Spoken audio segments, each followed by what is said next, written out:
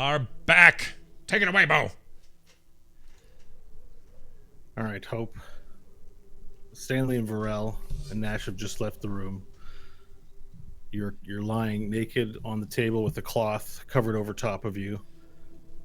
You go to move your left arm, and you feel that it's there, but that it's not there. You look down and you take stock of everything that's missing. There's an arm missing, a leg missing. Metal Mandy stands over you with this arm, and she places it down next to your left side and sort of hooks it in to the side. And then she lifts up your back, and there's this large strap that sort of covers over the top of your chest. It's like a belt buckle, and she pulls tightly as she gently lays you back down, wraps it over, puts it through the belt buckle, and it's very tight. You feel a sense of not suffocating, but a tension there. And she puts the belt loop through the buckle part, I guess, and straps you in. And there's another piece that sort of goes over where your shoulder and neck are, and she loops that through, lifting up your head gently, putting it through. And she's breathing heavily. She works over top of you. And then she does the same with your leg. She reaches into the rucksack that she had carried with her. She pulls out this heavy piece of equipment, and it makes a loud as she lays it down on the table. And you watch her work as she straps the leg in the same manner, fitting it in, and then wrapping a belt around your abdomen, putting the belt on tightly. And she takes from her rucksack this large, looks like a big piece of metal with the screen that just glows green and black. Has these two Etch-a-Sketch dials on either side, little number pad. She lays that down on the table and takes some wires and pulls them out, plugs them into the arm, and she starts typing. And she says, "All right, now Hope, I want you to try making a fist." All right. I'd try making a fist. And the metal arm lifts up, and you see it has 5 digits. It's cold brown and black metals. And you slowly feel. You have no sense of nerves, no sense of feeling, but you look at it, and you see the arm close into a fist. All right, that's good. Now, I'd like you to try lifting up your leg. Can you do that for me? Hope will nod and slowly try to lift it up. Knee up, foot kept on the table. Yeah, and so you slowly bend the knee and see the knee begin to move. Then she reaches into her belt, tool belt, and pulls out a ratchet. And you hear the as she fastens it over a bolt and makes this adjustment. She's like, "Okay, we're going to try and get you on your feet. All right, now, slowly, but I want you to sit up." Okay, shakily, Hope will kind of push herself up using her both arms. And everything's yeah. I was just saying, comedically, can the robotic arm shoot up a bit higher and faster? So Hope kind of falls over. Okay. There's kind of a rear as you push up and you fall off the table, and you sort of fall to the ground, and now you're lying on the ground. And she's, whoa there. Got to go gently. That's some powerful equipment you have. Okay, learning from that mistake. Gonna take some getting used to. And Metal Mandy reaches her hand out and offers you to take it. Hope will use her right hand, the tiefling hand. Nope, not with the right hand. Give me your left hand. Hope will mutter something and bang her right-handed fist on the ground a little in frustration, and then try again with the left hand. All right, and slowly the hand obeys your mental command as it. You bring it up and then close it over her hand. And she pulls, but she doesn't pull you enough for you to get up on your own, even though you could. It's almost as if she wants you to pull yourself up. All right. I'll try to balance then on my left leg and use that to push up so that I'm standing. Okay, athletics check, please. An 8. Okay, you wobble quite a bit, and then you put your right hand on the table. You sort of push it away, and you hear as you push it with your right. You try to pull with your left, and eventually, very slowly, you get up on both your legs. Now, your left leg is longer than your right leg, and you seem to be floating a little bit, and it feels really awkward as you steady yourself against Metal Mandy and the bed. She says, "Hold on 1 second, don't move." She lets go of your hand, and let's make another athletics check, please. Perfect. 16. Okay, and you gently balance yourself with your metal leg and your metal left arm as she squats down, gets the ratchet out again, and puts it over this bolt and goes. You feel yourself moving lower until your right leg matches the ground, and she looks up at you and she says, "All right, now is that comfortable? Got both legs on the ground? Yes. All right, now try to steady yourself without hanging on to anything." Okay. Hope will take a deep breath and slowly let go of everything she was holding on to. Okay, make an acrobatics check, please. 15.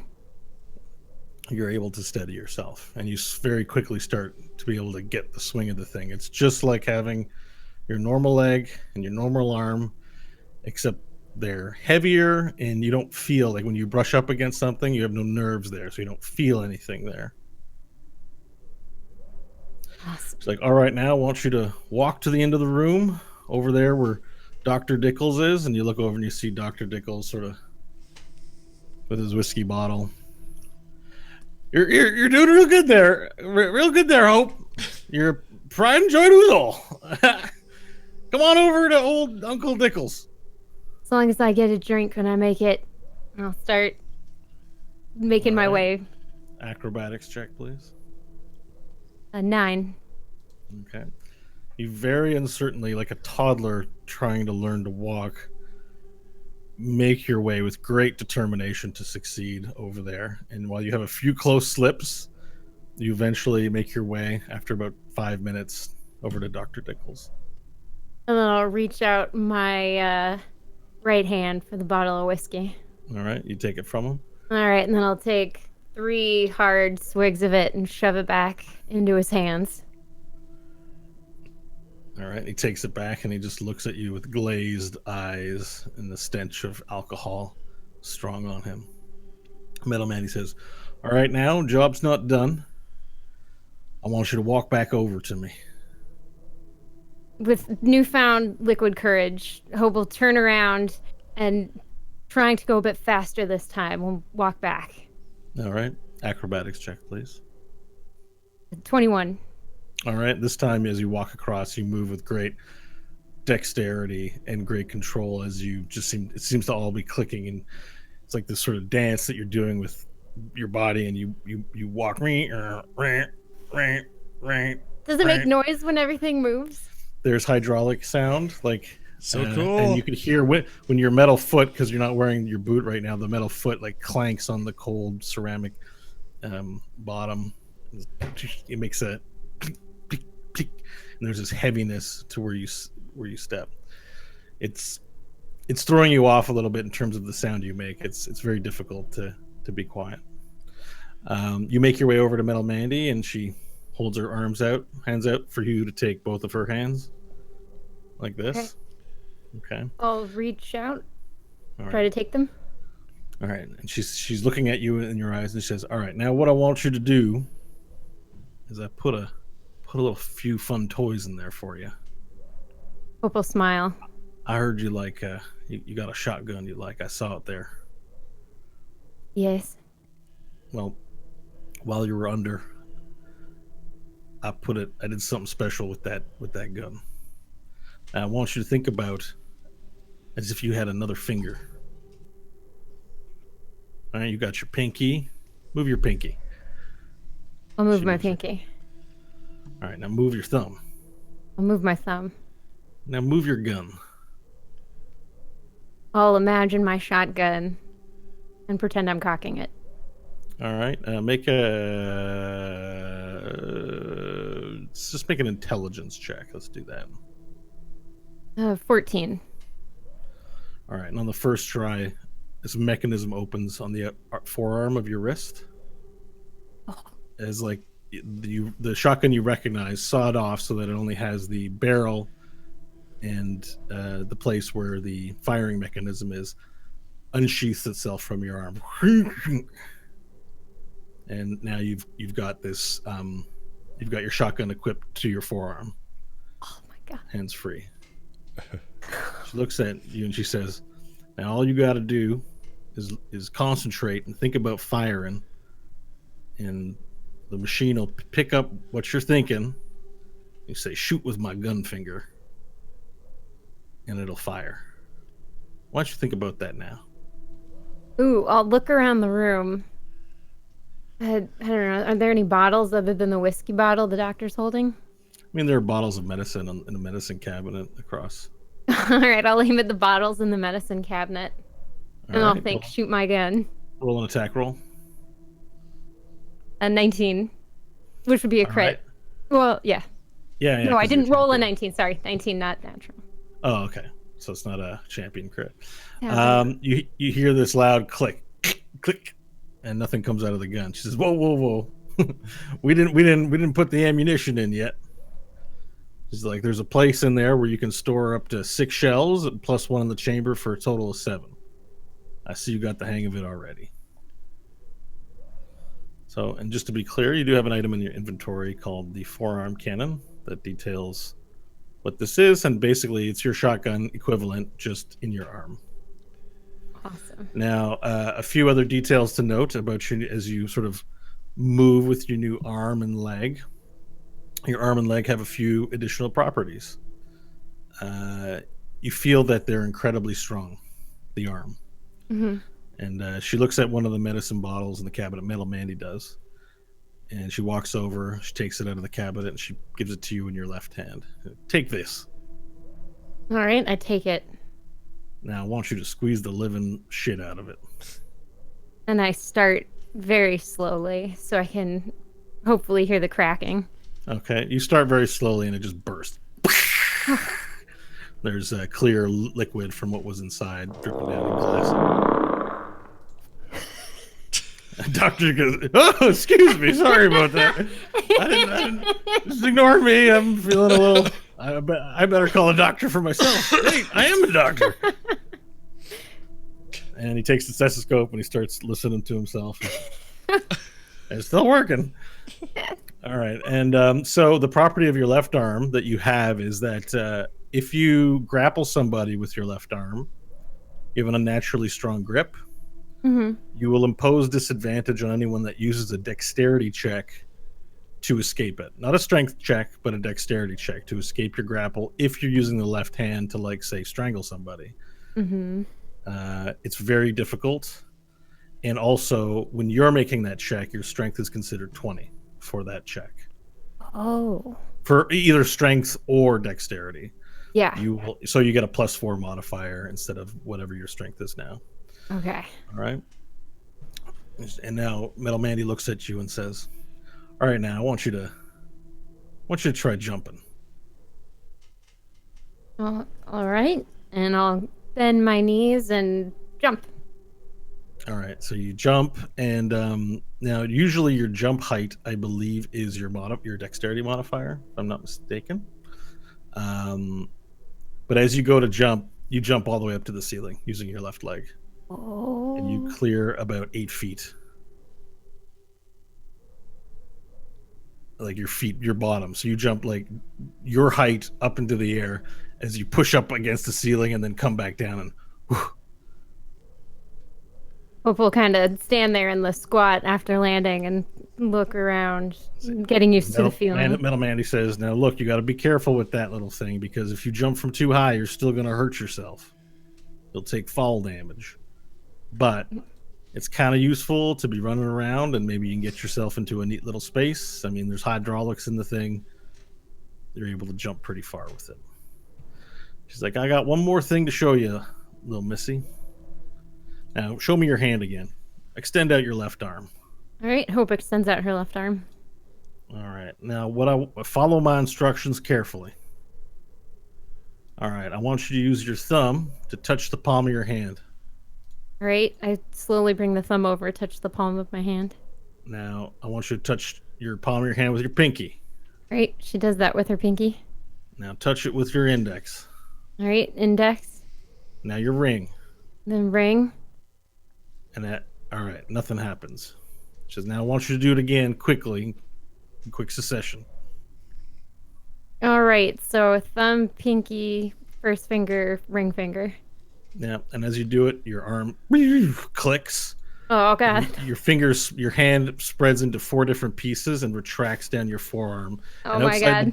Outside the bottom of your wrist right here, a large barrel becomes exposed. Woo.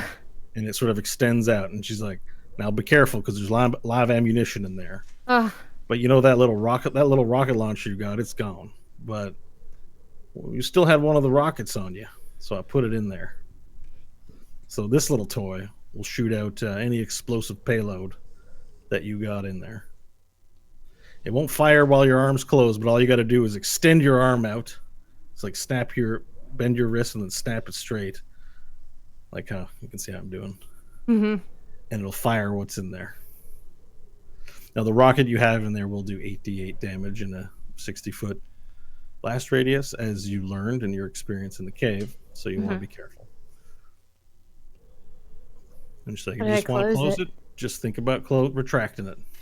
All right. Hope will close her eyes and think really hard about it closing.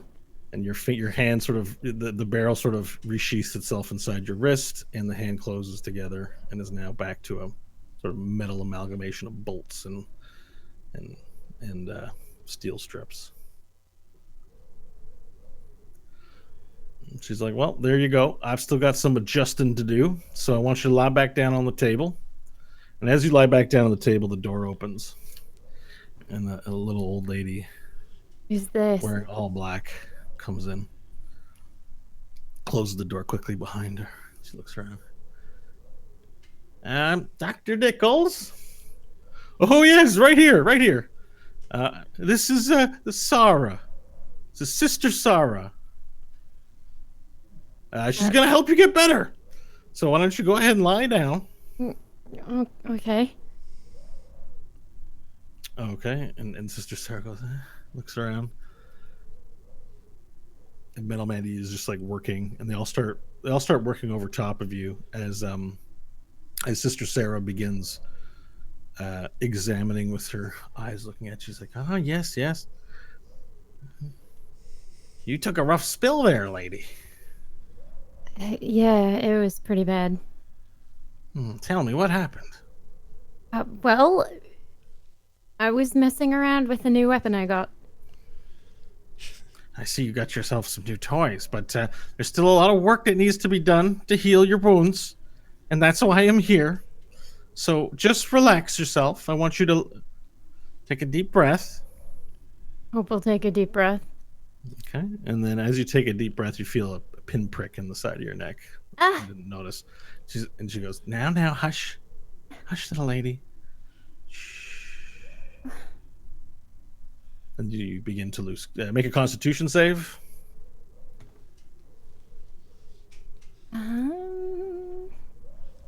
23. Okay. You fight back against it. You're losing consciousness as whatever you're injected with seems intent on putting you out. And it's all going to be okay now. No, just relax. Shoot. Just relax. And it takes you longer than normal as you fight, but eventually lose consciousness. All right. All right. And you have disturbing dreams.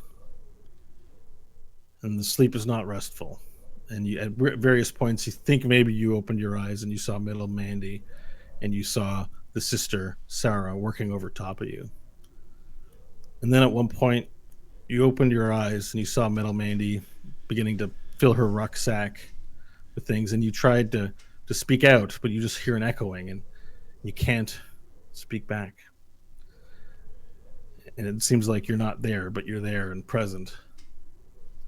And at one point, Metal Mandy sort of turns around to look over you one last time, and then she looks off to speak to someone, and then she looks back at you, and a large knife shoots out from her chest. And as she looks out in surprise, she goes, blood splatters everywhere. And then sort of that's all you remember seeing.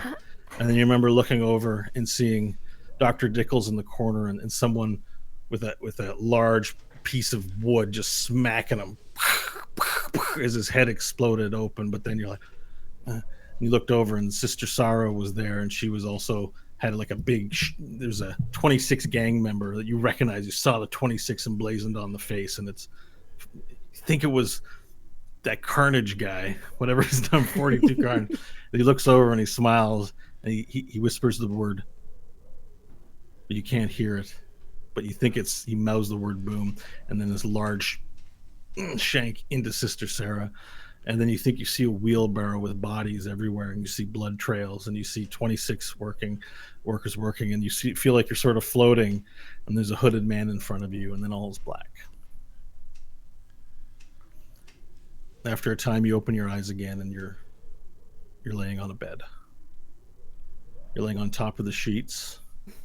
The sheets are red and velvety. The pillows are comfortable, and your head is sunken into the pillows. I'll kind of blink a few times to get my eyes to start working again, and I'll look around. You look to the left, and you see cavernous clay walls, brown. There's a small candle, like a lantern, on a table, illuminating the room. And you look, and the walls look like gray, cavernous walls. They look damp. Everything's musty. It's very damp, very cool in here, relievingly so. And you see that there's like a drawer made of wood, gorgeous, beautiful chestnut wood. And you look around at the bed, and there are 4 posters on it, and up above there's like, cloth hanging above it that's also red. And that you look over, and you see a mirror and a table, and there are various, I don't know, jars and vials on the table, and a chair. There's lots of wooden furniture in here. You see an ornate carpet lying on the ground, and on the other side of the bed towards the wall there's a large wooden door. I'll slowly kind of push myself up and swing my feet to the floor. Am I barefoot? Do I have anything on? You're wearing your pants, and you have the clothes you don't recognize. They're not yours, but you're wearing cargo fatigues. They're not gray, but beige. They look worn. There's tears in them. You have a pair of combat boots on. They're over top of your metal leg. You're also wearing sort of a loose shirt, like a jerkin style shirt, sort of tie. There's a little clasp in the front. It's a short sleeved. Cool. I'll stand up, and so there's a drawer. There are dressers on either side. Drawers on either side. Mm-hmm. Cool. I'll look to the drawers on the left side of the bed. That's where I'll get out of bed. Okay.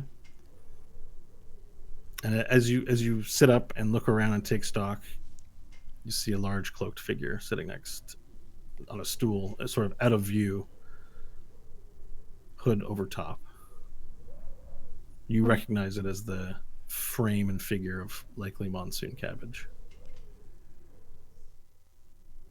You're finally awake. Yes. What happened?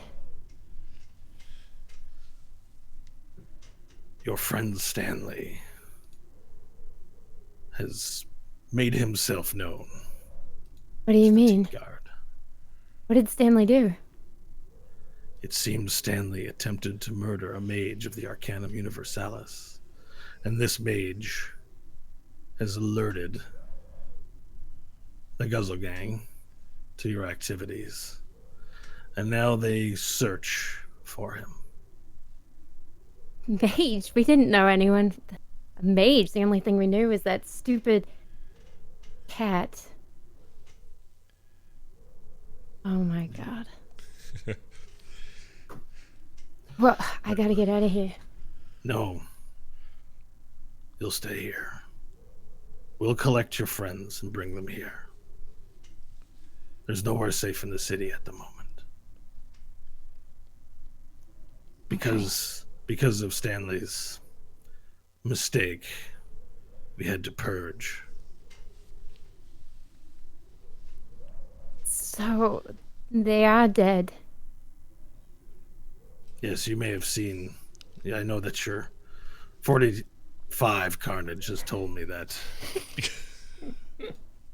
At some point your eyes were open, but I have no reason to deceive you, my child. Dr. Dickles and Sister Sarah and Metal Mandy all had to be set aside. The allure of their rewards are too great. They could not be trusted. Yeah. Do you know where I might be able to find your friends? We had Charlemagne's, and that's really it. Charlemagne's is compromised.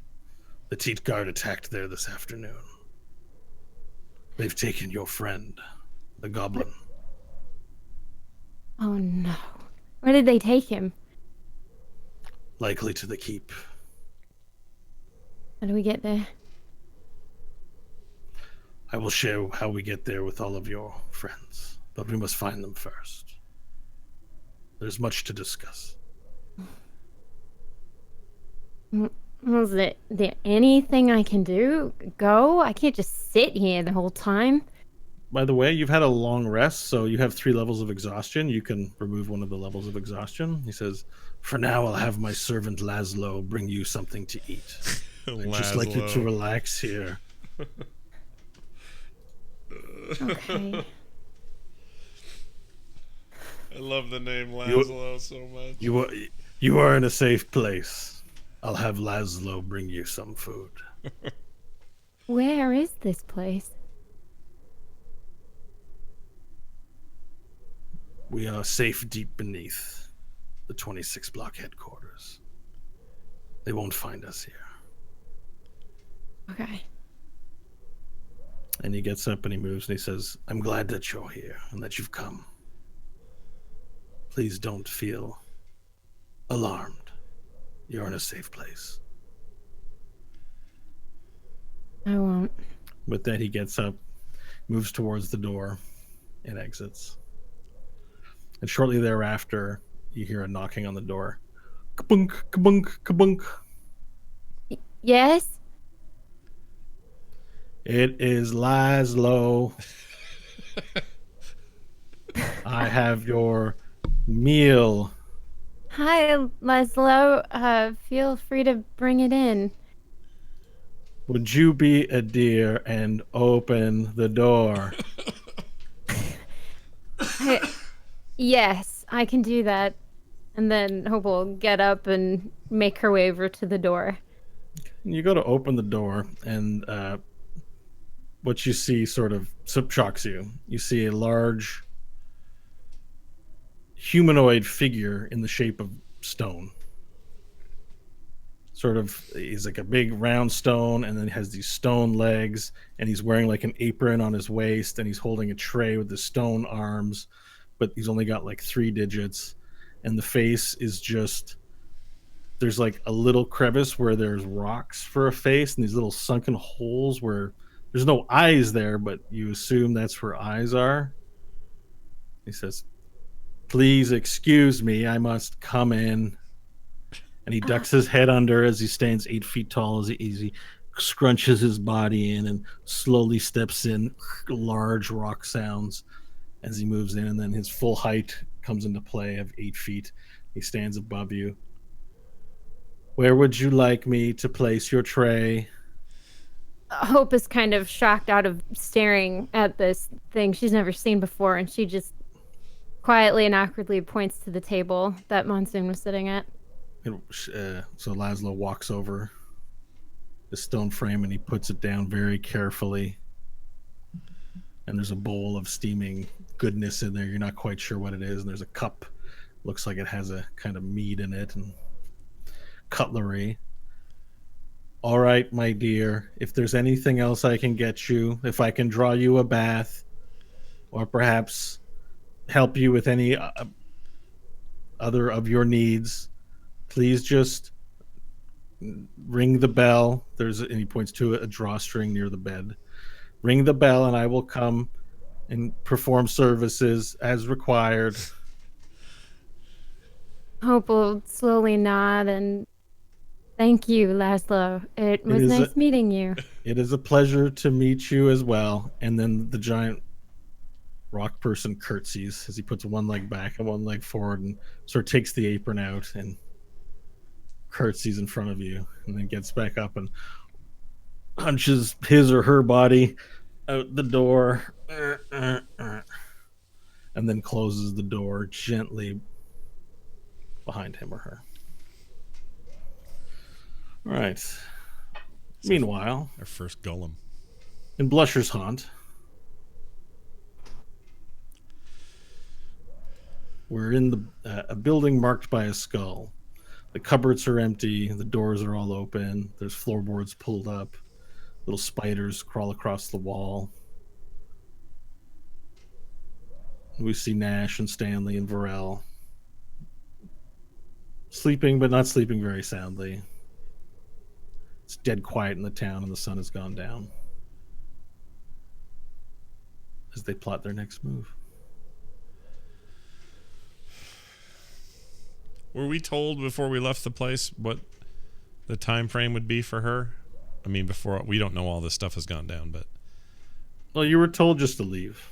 That Okay. she was clearly still in recovery, and that your services were no longer needed. all right.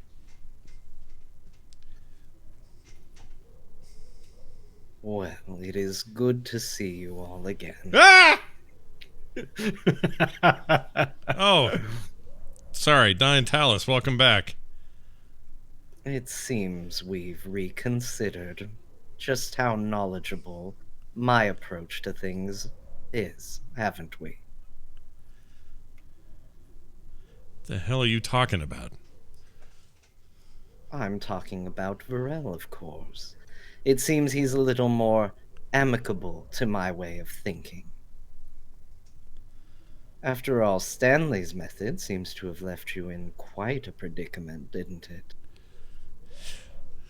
Varel, are you awake? I'm awake. All right. You want to say anything to this? I don't like associating you Talus. two. You two together don't really work for me. Yes. I accept your wisdom. And find myself overwhelmed by these human constraints. It seems to me, after much thought, that my people would be relieved that perhaps all problems of this world are in fact through the interactions. And my friend Bok would not hunger for human flesh if there were no humans. That the vampires would find other stock if they weren't corrupted by the humans. That there would be no slavery in the goblin kind if humans weren't so easily trapped and manipulated.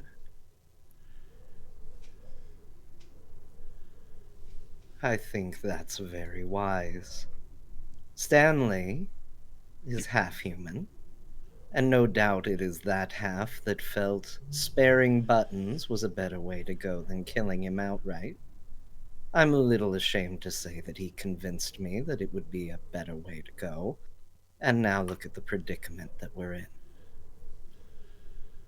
You guys think know the I'm time- human, right? You know I'm human. I'm just checking. All this talk about let's get rid of all the humans. If the humans weren't here, we wouldn't have any problems. Well, your old buddy Nash here is as human as they get. So maybe just tiptoe around that a little bit better. Don't sell yourself short, Nash. You are so much more than that. Says Nash. Now, how do you think we should proceed?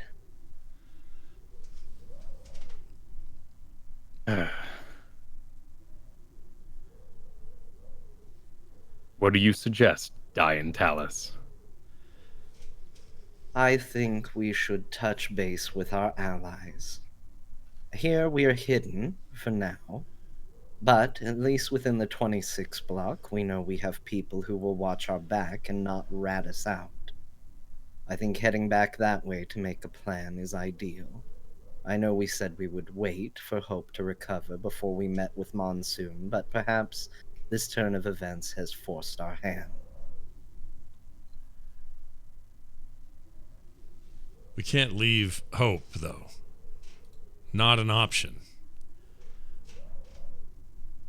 I mean, if we don't get her now, we get her somehow. That's the deal. We're a team. Either way, it takes us to the same place. I'll be able to move a little more freely now that I can appear as I wish. Though I can't do much for the two of you.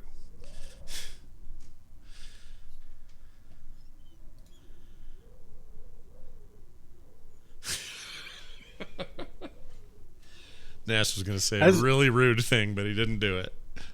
As you contemplate the thing you're about to say, you see a large spotlight spill into the window very quickly, illuminating everything, and then moving on.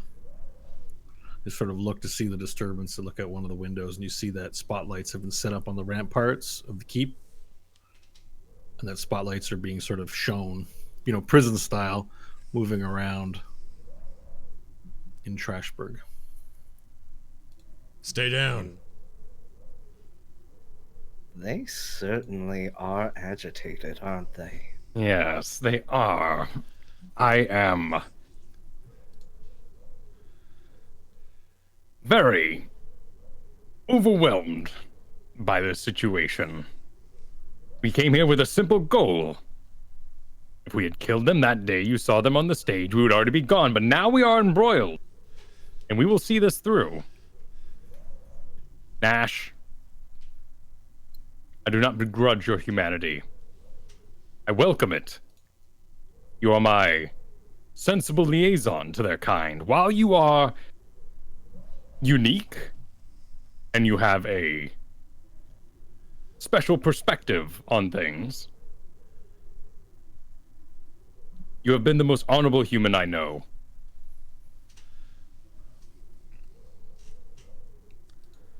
Well, I like you too, Varel.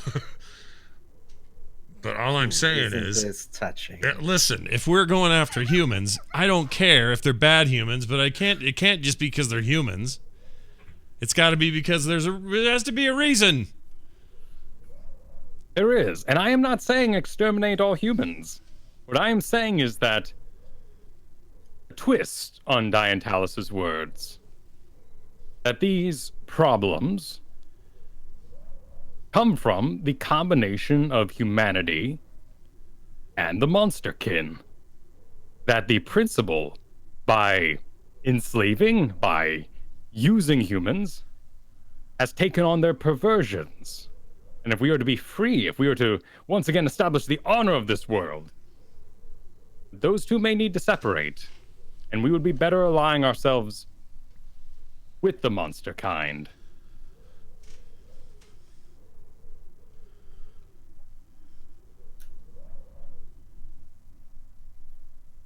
Well, Dian Talus, what do you propose we do first? Well, let us get out of here first. See if we can get Hope, and then perhaps make our way to Monsoon Cabbage. So we hit Dr. Dickles on our way there. Yes. You can disguise, I can move fast. Nash, what shall we do with you? I don't know. This is a problem. Does anyone have other clothes that might fit me in your little hideaway here? Because if I could put on something other than this robe. I'd just like to remind everybody that you guys did get Blood Ball uniforms, which are basically the Trashburg basic clothing, just it has your name and number on it. Well, that doesn't seem to be good. Yeah, lock yourself in the cage, why don't you? I'm just saying. They're at Charlemagne's and they have our names on them. I'm just reminding the party that they have it. Just you're like, do you have any clothes? And I'm like, well, you guys got some clothes. I don't know. Well, all right. Maybe you could rip off the stitching that has a name on it. I don't know. You could turn it inside out. Where are these clothes? Are they here with us? I mean, they're not I'm in inventory. When I give you things, you write them in your inventory. So if they're in your inventory, right? But I wouldn't. And I left mine at Charlemagne. Yeah, I wouldn't carry it with me. I have mine because I'm the only person who carries their inventory with them. It seems. I mean, it'd be a weird thing to take with me, wouldn't it? All right. I mean, it's just how D&D works. You get things, you put them in your inventory. If you don't write them in, then I guess you don't have them. But no, I get it. Nash, why don't we turn this inside out, put it on you, and you can walk around as a Blood Ball player. Oh yeah, inside out. Good idea. Give me yours. Hand it over. All right. We're about the same height, aren't we? Roughly. Yeah. I think Stanley's taller than you. Okay. So it'll look a little big on me, but that's okay. All right. I change into those. I mean, what do you do with your robe? I'll put it in my inventory. Do you have a bag? Do you carry a bag or anything? I'm just teasing. Let's I can carry it for you, Nash. All right, you be my bag of holding. Also, I should do something about my head, though. Yeah, your head is exposed. Do we have? Are there any sheets or bedding or drapery type material anywhere in this place? This place is picked pretty clean. It's a haunt for blushers who squat here. There's no real. There's nothing of living value. There's a moldy pile of goo in the corner. You could put on the hat. Lots of bat guano. All right, I'm gonna wear the hat, and I am gonna smear bat guano on my face to try to hide my. I'm gonna try to hide my stuff a little bit. It's not an improvement. It doesn't matter. I just need not to be recognized. So what did you put on your head? The hat, his baseball hat, the blue ball. Okay, you put a baseball hat and you cover your face in bat guano. Yeah, I'm just gonna smear it around my face to hide some of my more angry looking, So you just see this face of bat guano, and then he opens his eyes and there's one glowing red eye and one eye. Yeah, just and I can keep that eye kind of squinted so people don't see the light, and I'll just fake it the best I can. All right, fake it till I make it.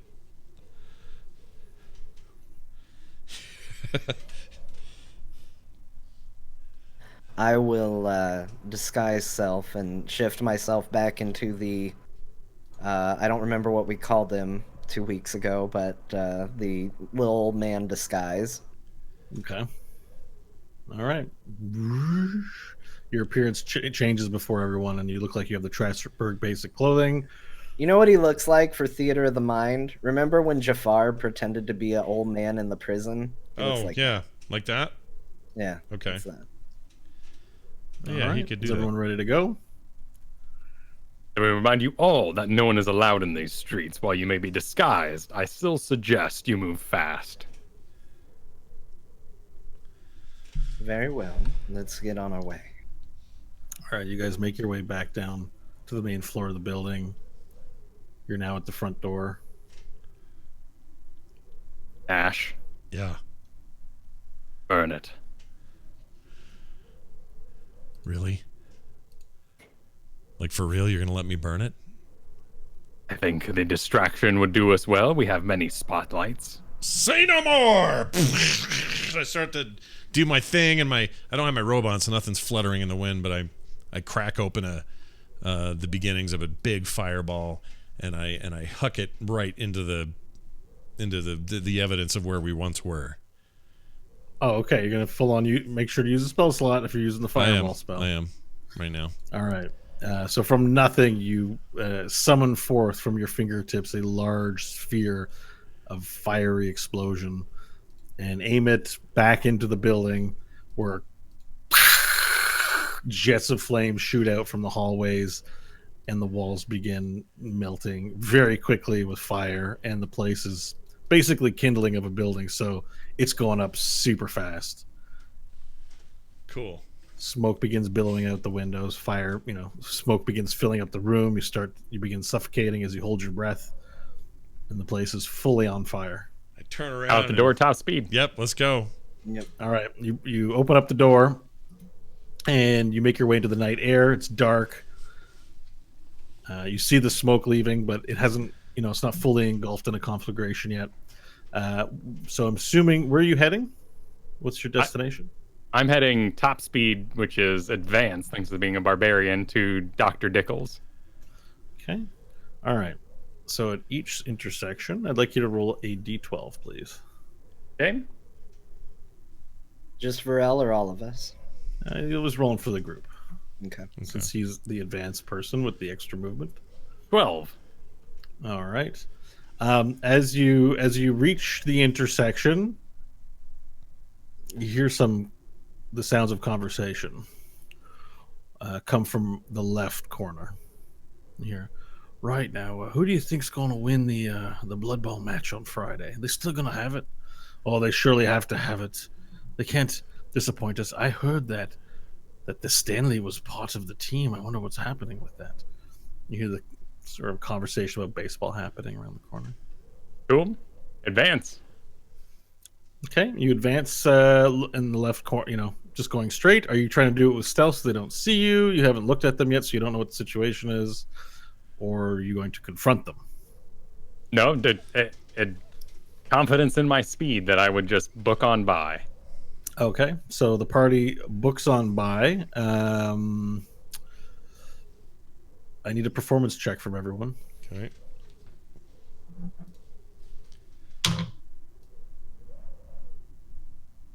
Uh, 13. 12. Did Varel make the roll? Am I performing? I'm just going as fast as I can. I'm assuming Yeah. I'm going to be outbooking these guys. Okay, so you quickly move across then, and then as you head across, Nash, you hear a voice behind you, and you didn't really look yet. Oi! You over there! Hey! What if You with the baseball baseball shirt. You haven't turned around yet. What are you doing? I know what I usually want to do, but I'm going to resist the temptation and ignore his initial yelling at me and just keep going. And you hear, "Hey, wait! Don't ignore me! Turn your face!" And you hear footsteps pick up behind you as you keep. I'll look around. What can I see? Is he coming at me? You turn to quickly look back, and you see two men in a riot gear, black fatigues, shotguns holstered up in their front, masks on so you can't see their face, like motorcycle masks with a big visor. Yeah. They start running they're running towards you. Their Am I hands are now going- behind Wait. them then? You're ahead of Nash slightly. So you can all glance around and look at the commotion as you're being chased. How many are there? 2. I'm going to turn around and go, Gentlemen, there you are, my house. It's on fire. It's on fire. They're monsters. They lit it on fire. And they go, what? And so I needed a deception. No, performance roll, please. You're not lying. Yeah, it's true. That's a 24. Okay, and they both sort of stop, look, and they turn around. Then one of them lifts up their visor, and you see a face inside and peers. Like, holy shit. Who set your house on fire? I don't know. They were vandals. They ran the other way. They set it on fire. No, we need more information. Was it the men we were looking for? I think one of them was that Stanley. He's a monster. What direction did they run in? They went down that way. I point the opposite direction that we're Deception going. check, please. Deception check.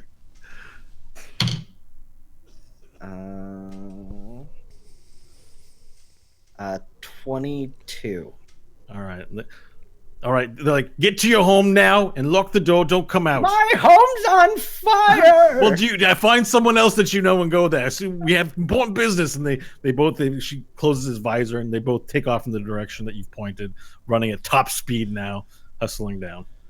And as you sort of look, you see a lick of flame burst out the window, and a piece of a window sort of breaks, and the place is now fully billowing smoke. From the keep, a light sort of actually instantly snaps over to that direction, and you begin to hear on the intercom,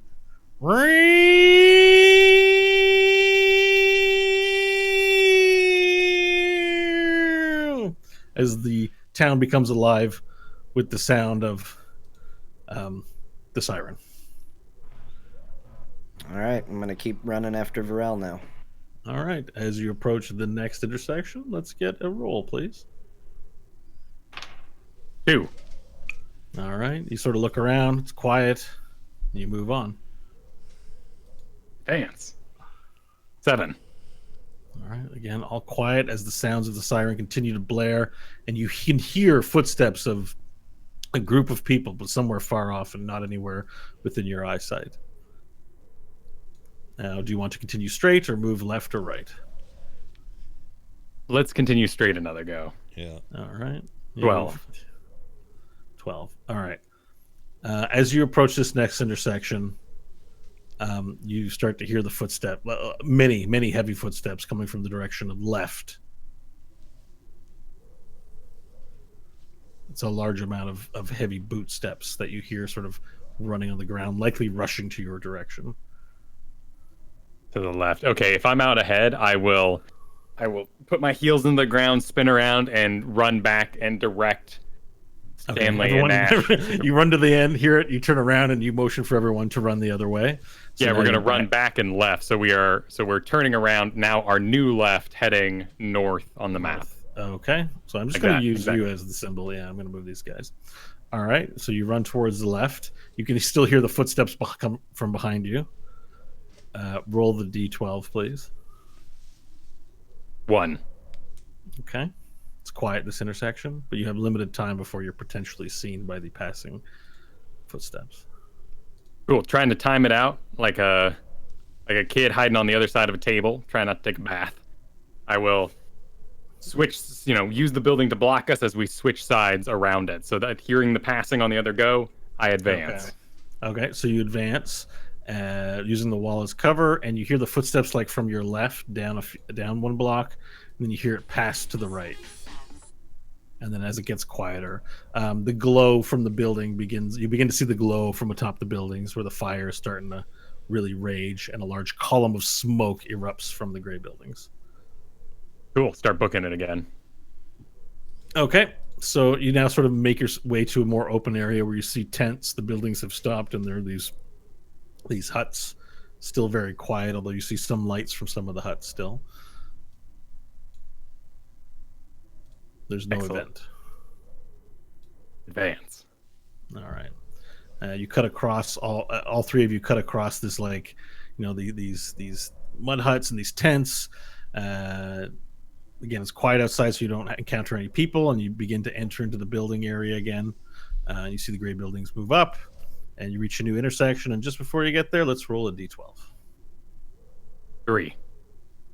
Okay, you get to the intersection. It's quiet. You begin to make out the telltale signs of the 26 block and can see the entrance to the 26 block hideout from where you are, where the cars are parked, blocking off certain directions towards it. Cool. I'll advance the one more block and then take a turn southward towards Dickles.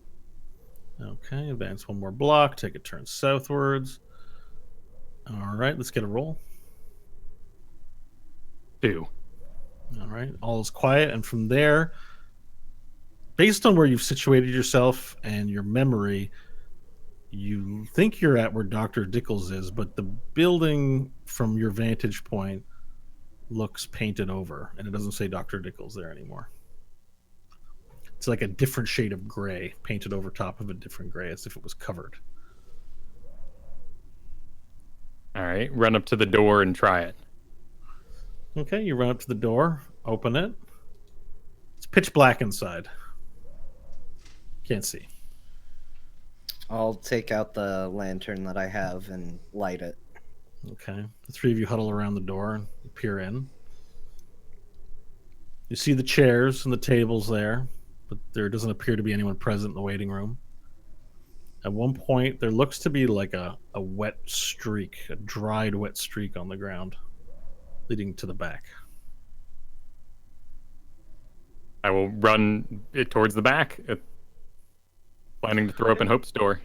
You run towards the operating room where Hope is. And you open it up. Stanley follows with Diantalis follows with the lantern.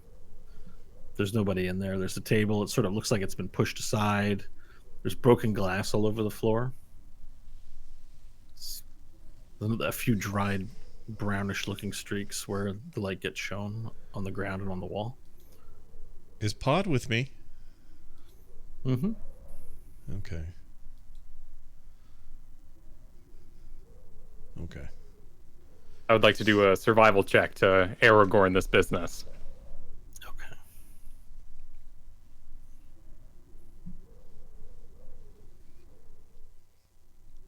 $13. Okay. Now, when you say Aragorn, you mean find the story of what's happened here? Yeah, exactly. So their ropes were cut. They crawled. Yeah. So you examine the area, and the streaks are definitely dried blood. There was a struggle. There were bodies dragged on the ground. There was an attempt to clean it, but very poorly done.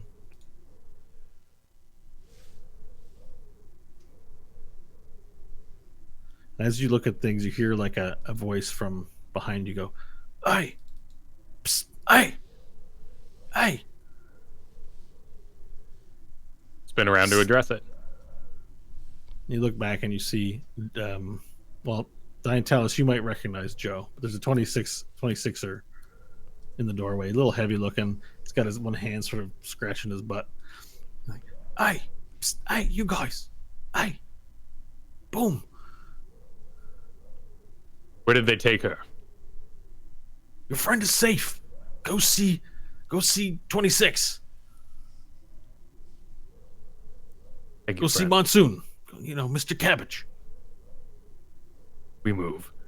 And I head to the door. All right, you guys head to the door. Look of recognition enters his face as he sees you, Diantalis, and he says, I don't look like him, though. I look Oh, like that's an old right. man. "That's true." So he looks at you and he looks like this. Oh, It's damn the it. butt guy, right? It's the butt guy, yeah. You All right. recognize him. I mean, if you were there present during Stanley's, you've seen this man's asshole. Diantalis has nothing to say to him, though. It's just All right. Okay. So so Joe looks at you guys and says, "You guys got to come to the base. It's not safe out here." All right. So back into the main foyer, and I'm just going to book it out the door in the direction of Monsoon Cabbage All right. Base. At the next intersection, let's roll a d12. 9. Okay. You make your way quietly. You see the large column of flame coming out from the buildings in Blusher's Haunt. Smoke. You hear the siren still going. All the lights are scanning furiously the buildings. You stop for a moment as the light passes over the intersection, and then it gets dark again, and then continue your way on. You're at the front entrance. There's nobody guarding the front entrance to the 26 block area. You just make your way through that opening doorway. You don't put your guns in or anything like that. You guys all sneak into the building. And as you get inside there, you see there's a few 26ers hanging around, and one of them is 42 Carnage. He goes, "Hey, man, boom. Glad you're here. Monsoon wants to speak to you now." You know what I'm saying? This guy's so bad. All right, come on with me, yo. Come on. Thank you, Joe. Now get on. I need you to look after ramparts. All right, while we take care of this. All right, come on. He sort of motions for you to come to the back of the main floor where he opens up a trap door, and he's like, get on down the Get on those stairs. Come on now. Boom. We gotta hurry. You know what I'm saying? Proceed. All right. You guys hustle down the ladder. Ladder goes down into this sort of dark area, where it's like a basement.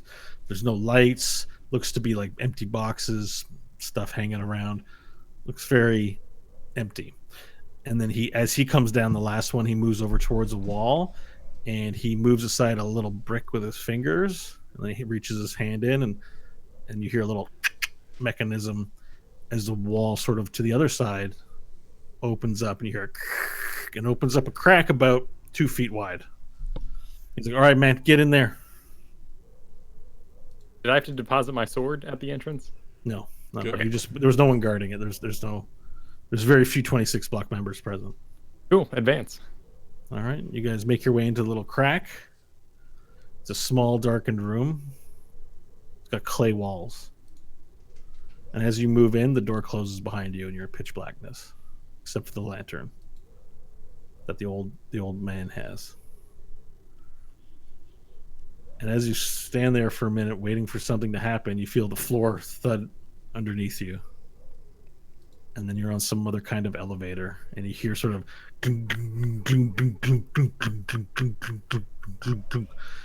as you appear to be moving down a shaft as the walls move up and the floor just slides down. And it slides down for a solid 10 minutes. Good.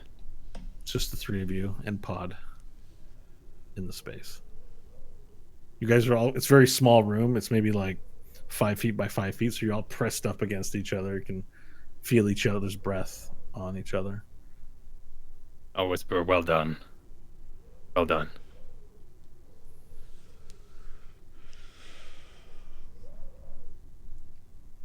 Finally, it grinds to a halt. And then a little part of the clay wall just sort of slides aside. There's an opening about 2 feet wide for you guys to slide through. As you exit the elevator, you're opened up into a large cavernous clay room, clay walls, damp and moist, but in the center is a long dining table with about 18 seats.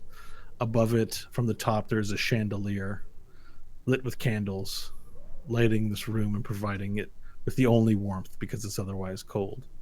There's a hearth that's currently unlit. There's 2 chairs off to the side of the table, a pair of glasses on the table. There are several paintings also hung up on the sides of the room. There's also a stand where you see a cello, just sort of on a cello stand, just sort of laying there with a stool next to it. There are 2 doors exiting from the back of the room to the left and right. There are these wood makeshift doors that are cut into the rock, it looks like, on big iron hinges. At the end of the table, you see the man you recognize, hood back.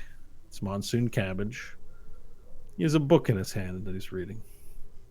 He looks up at you and he says, "Finally, you've gotten here. I'm glad to see you're safe." And he closes the book and throws it on the table. "I bet you're wondering where Hope is. Laszlo, go get Hope." And then, you didn't really notice it before, but an inanimate humanoid object made of rock begins moving and goes, "I will get Hope." And he sort of makes his way to one of the doors and opens it and then huddles into the door. Makes his way through. Hope, there's a knock at your door. I've been kind of rifling through one of the drawers. And I'll slowly close it, putting the stuff back in. Yes? Sorry to bother you, Hope. Monsoon would like to see you. I'm coming. And I'll walk on over to the door and open it. And you open it and Laszlo's there. "Come this way, missus." I will follow. And he puts his big rock arm out like in a bow, like this. Oh! We'll kind of look at it, and then realization will dawn on her, and she'll kind of grab onto his arm. Okay. And he guides you down a hallway past several sets of doors towards the end, where he opens up the door and says, "The lady first, please." Thank you, Laszlo. And then you enter through the door, and then you can hear him struggling to crouch down and make his way through the door. And you enter into this large room. You see Stanley, Varel, and Nash. Actually, you see an old man. It's like you forget.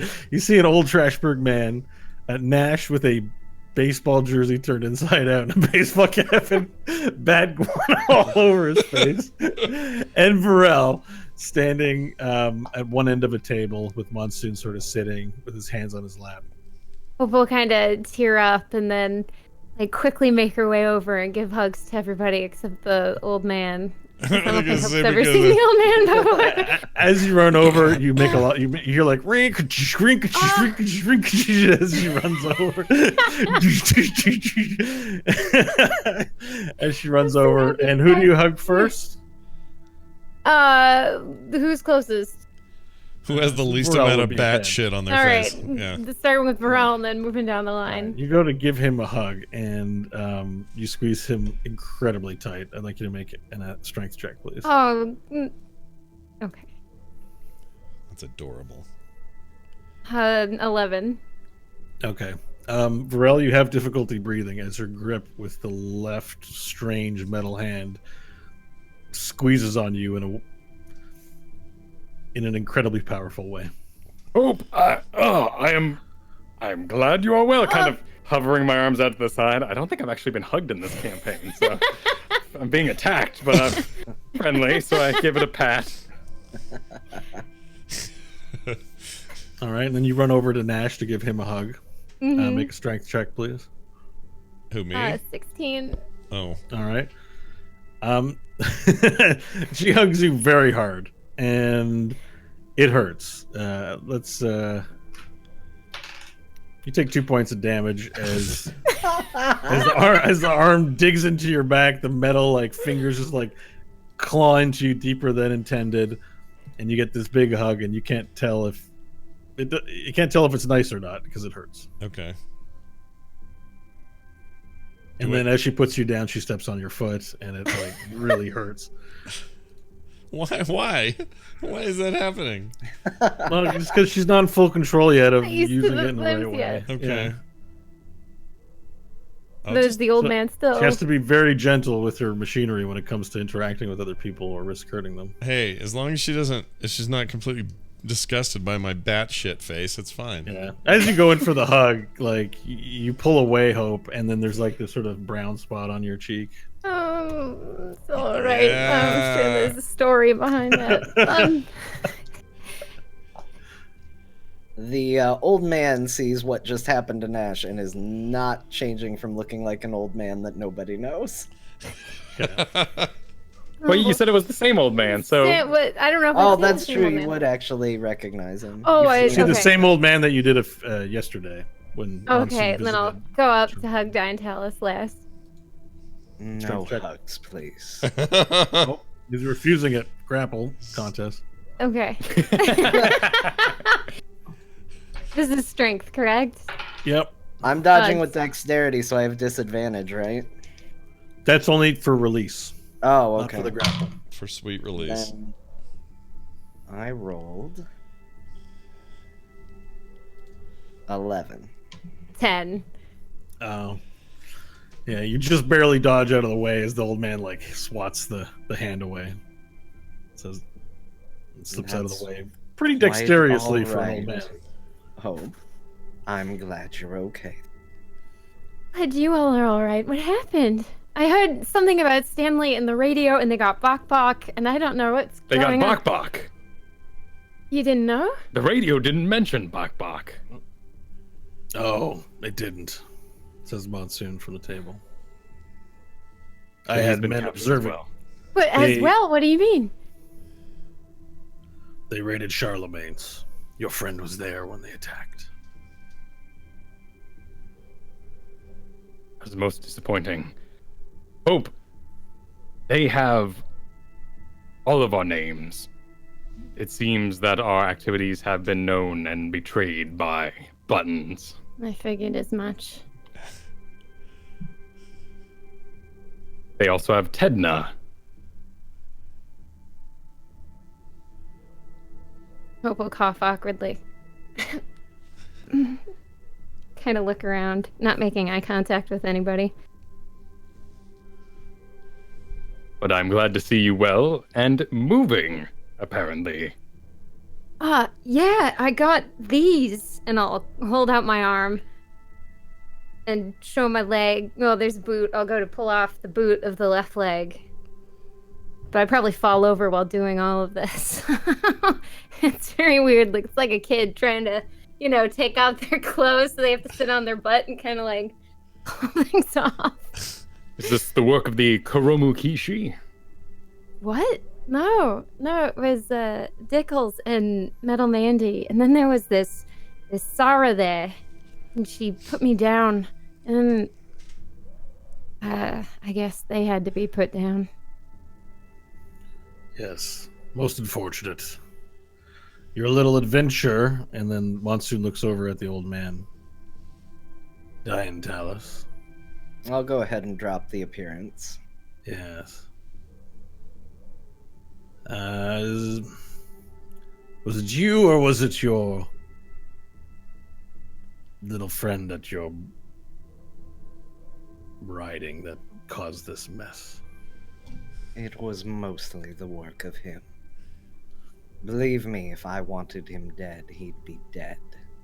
Yes, why didn't you kill him? He's causing a lot of trouble for us now. I was convinced that perhaps quiet was the better option, and Stanley made a convincing argument. I shouldn't have listened to him. The problem was not how loud it was how unfinished it was left. When you Couldn't deign to kill Agree something, more. you need to make sure the job gets done. That is very sloppy of your host. You'll find no argument from me. Well then, on to other matters. It may seem dire, the fact that the town is after you, but now that you're safely with me, we'll be able to continue our venture together. Yes. Is anyone hungry? Laszlo will fetch you what you need to eat. Laszlo is my servant. What do you And got? if you have- I'm I starving. need a stronger drink. He'll probably make you whatever stew he's been cooking today. We don't have a lot of different food here because I don't really eat. What do you have, Laszlo? I've made a stew for our guests. It's very good. I'm in. Bring it. I'm starving. All right, serve them stew, Laszlo. Is he still wearing Blunk Oliver's head? No. That would be an important detail. Oh, that's good to know. Yeah. I will sit at the table. Very good. I will return with stew. And he walks, sort of makes a lot of noise as he walks over to the door and gently. Why do I get the feeling every time he says stew or anyone here says stew, it's like stew with like quotation mark hands? Why am I paranoid about that? Because paranoid? you hang out with Bok Bok a lot. Something's fishy here. All right, fine. Bring a stew. Monsoon says, we have much to discuss. I'll need your full attention. And he gets up and he moves over to a set of drawers and he opens one up, pulls out a large scroll, walks back to the table, folds it out. You see a map of the Teat on the table. We must begin to draw our battle plans now. First here, I must explain to you why I had you kill Blunk Oliver. You may have noticed something strange with him, yes? Yes. Did you Uncle have a nod. chance to question him, Briefly. Vorel? He, before his beheading, mentioned the farm. Ah. That's a detail I did not know. What I did learn was this: that it was, as I suspected, the Toe Rippers did not exist a decade hence, and yet they grew in size and power at a very suspicious rate. And what I learned is that they were under the influence of Elected. Tell me, do you know what Elected is? Servants of the principal. Dangerous. In a manner of speaking. More so, the principal is a collection of many races and many factions. And deep under the spires of the great principal city are bugmen. Have you ever seen a bugman? We heard that the slave town was overrun with them upon our departure. Well, they do not work for the principal. My understanding is that they are so difficult to exterminate, like cockroaches, that the principal's forces work with them rather than work against them. That it is more profitable, more conducive to power to leverage them. But I was not certain that the Toe Ripper faction was under the sway of any such being until you brought me his head. And do you know what this means? That I've confirmed that Elected was indeed disrupting our control of Trashburg.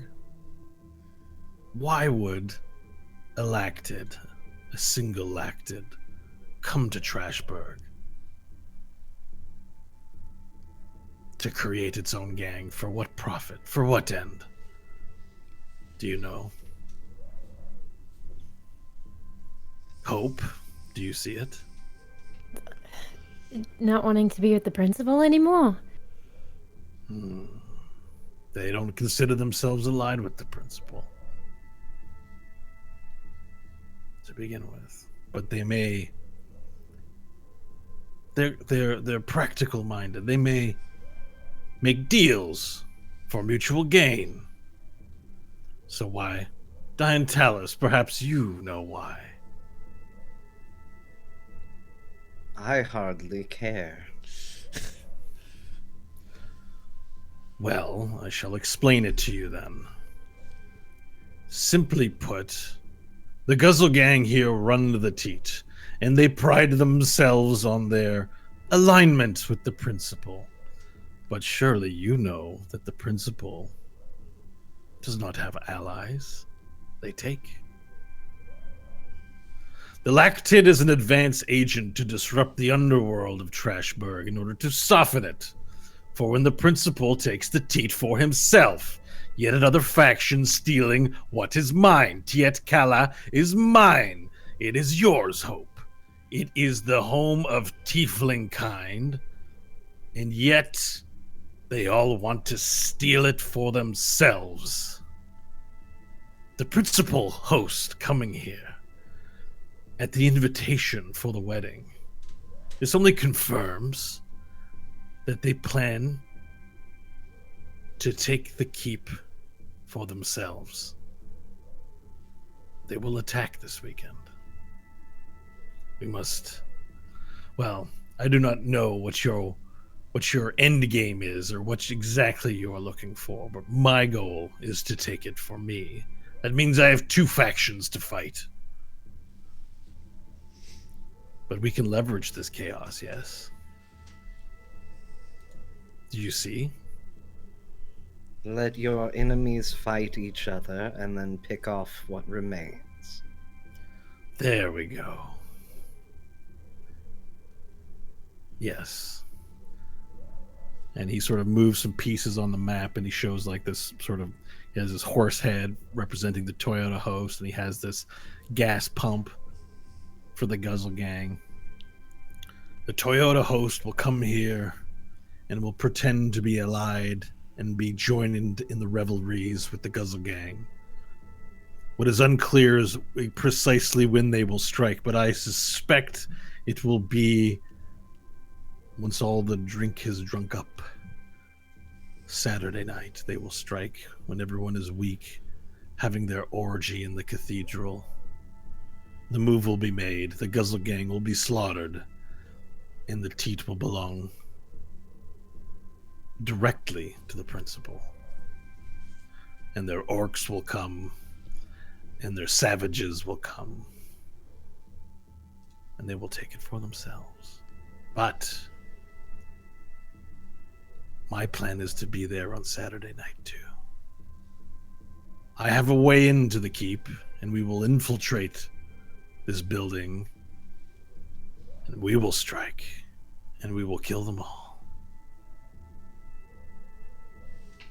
Now, I promised you upon returning Blunkolifer's head to me that I would tell you the way into the keep. Well, here it is. Long before the Pit of Despair was used as a mechanism of judgment, it simply was a interesting part of the landscape in front of it. And the noble tieflings would sometimes sneak out using a passage deep below in order to venture out into Trashburg.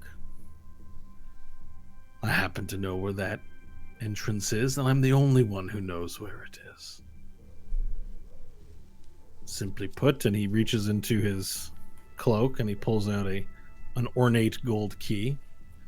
And I have the key for the door. He puts it on the table, and he puts his finger on it. And he slides it across over to your area, Hope.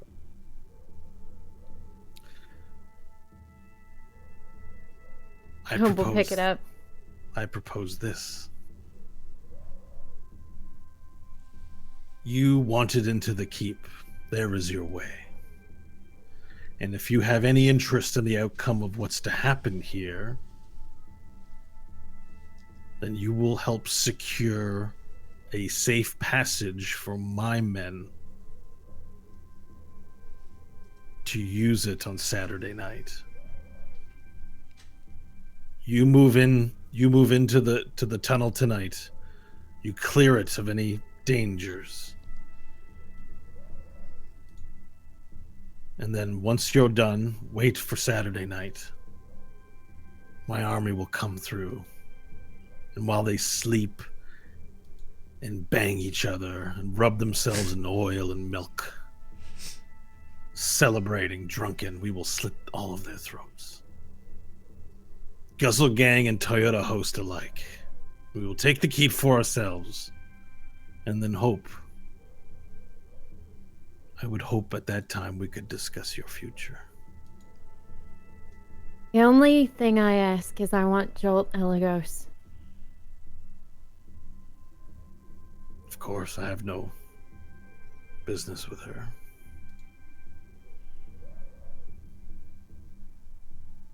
What do you want with this, Jolt Elagos? If you wouldn't mind an impertinent question born out of curiosity.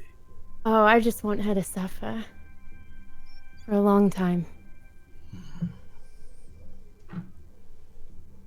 Yes, why?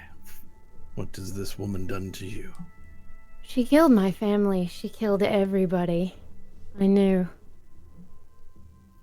Your family? Where does your family come from, Hope?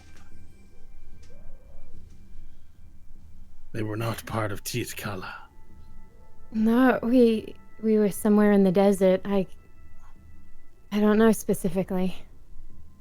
And you've not heard of our kingdom beyond the Dead Fingers? I mean, maybe in stories. People, tieflings that had passed through.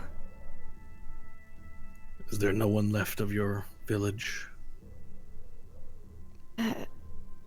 Oh. Well, should you ever wish to be something more than an empty vessel of hatred and anger, the future of Tiet Kala will need brave and strong tiefling leaders. Your destiny may lie here, even if other matters brought you to us. The future is uncertain, and tieflings few. And yet you survived your surgery with great strength. You did not cry. You did not beg for mercy. I have much I could teach you. Centuries of knowledge. We'll have to see when she's dead. Yes, I am getting ahead of myself.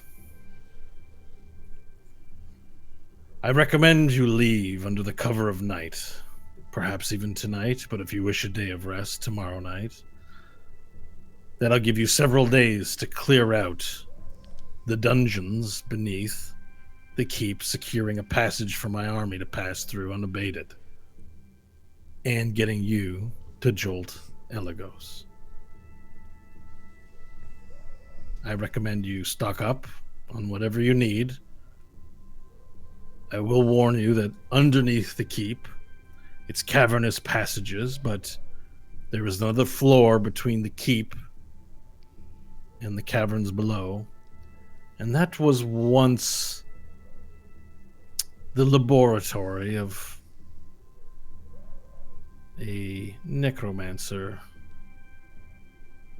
who studied for the nobility at that time. Nobier was his name. He was an odd sort of tiefling. You may find some of his experiments down there. I think it might have been might have been 300 or 400 years since anyone has traversed these passages below the keep.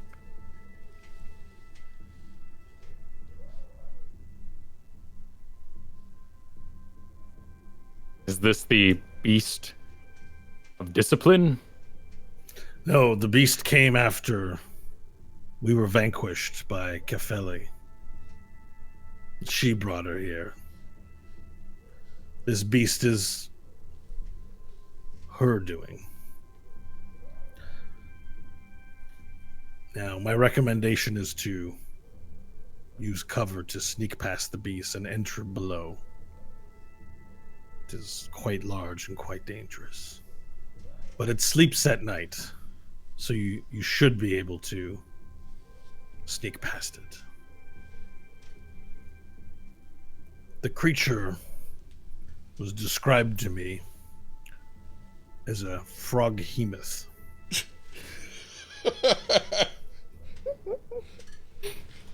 That sounds like a It's from- giant frog. It's from another world. And it is exceptionally dexterous. And its hunger is never sated. I do not recommend engaging with it directly.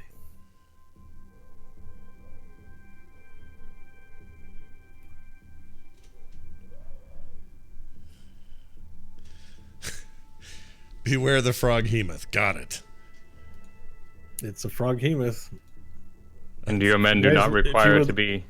If you would like to look at a picture of what a froghemoth looks like, I will link you the D&D Beyond. Well, I shouldn't do that because it has little stats in it. Never mind. Oh, okay. Don't click it. Mm-hmm. Yeah, but I will find the image, and I will link the image to you. There we go. Nope, that's still the URL.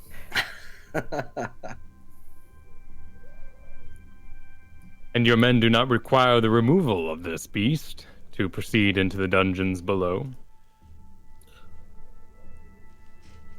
I mean, I'm not going to lie, it would make it much easier to proceed, but my concern is that this beast is a mascot for the Guzzle Gang. It is used in their justice. Should they wake up tomorrow morning and find it missing, surely they will know something is afoot. And if you think they're mad at Stanley for attacking one of the principal's mages, they will surely fill the streets with blood when their pet Froghemoth is killed. They care more for that thing than any Arcana mage. What do you know of the principal? I know what I've heard. I don't know that I believe all of it. Please. The tale goes as such. Jesus Chrome was a marauder. He was vengeful, and he slaughtered all in his path. And then God spoke to him, as the legends go, and told him that his ways were incorrect, that he in fact sinned against God, and that all beings upon this earth have sinned. And Jesus saw the mistake of our ways and saw only one path forward: to atone for the sins of man, he must walk the Silver Road. And as he sought to do this, he met a man. This apostle called himself the Principal. And Jesus was looking for the Silver Road, and the Principal was his guide as they traveled the wasteland searching for it. Once they found the Silver Road, the Principal performed a ritual upon him with his serving men and serving women, and they covered Jesus in chrome from head to toe. The only spot not covered was little slits where his eyes were. And they were there as Jesus walked into the wasteland, never to be seen again, covered in chrome. The same man is said to rule Principal City now, thousands of years later, an immortal. I know of very few immortals in this world that are not me.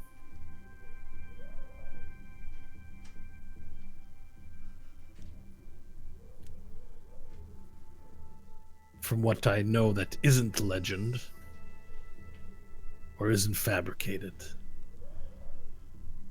he is a wizard of great power who shields himself with factions and proxies, all to do his bidding for him, and if I may say, likely to secure the power that he's obtained for himself.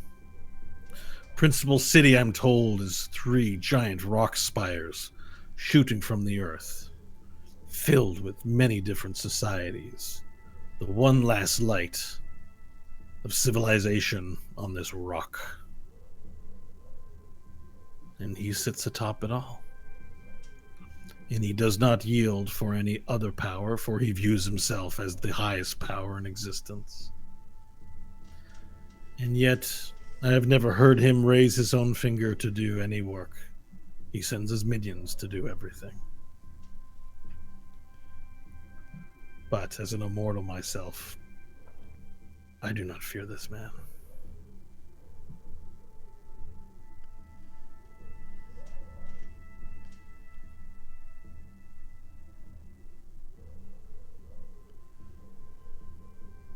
That's what I know.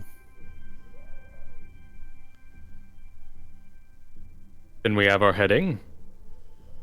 And our deal, Monsoon Cabbage, still stands.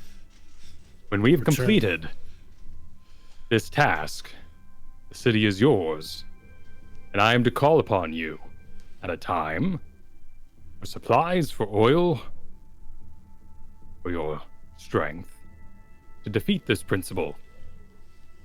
I plan to do it within 1,000 days. Return Tiet Kala to me, and you will all be honored in our Hall of Heroes. Your resources will be ours. You will be our family. And please, I no longer wish for you to refer to me by my street name. You may call me Septwin. It's spelled Sjeptwyn. Septwin. Septwin. Septwin Mayer. Maer. But do not utter this name outside these halls. For the rest of the world, please continue to refer to me as Monsoon Cabbage or Mr. Cabbage.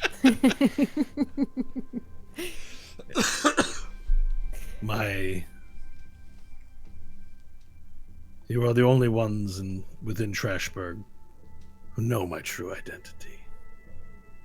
And I'm afraid it would alarm them to know that my strength is somewhat godlike.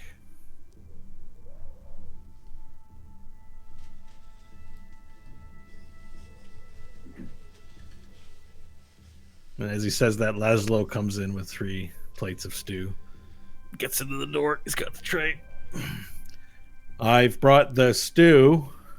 As he moves in, and he puts the plate down in front of each of you as Monsoon finishes up what he's saying, or Septwin. Now please eat up. I'm afraid I don't have much in the way of accommodations. You'll all have to share Hope's room if you do need to rest. But I do not recommend leaving until you're ready to assault the castle.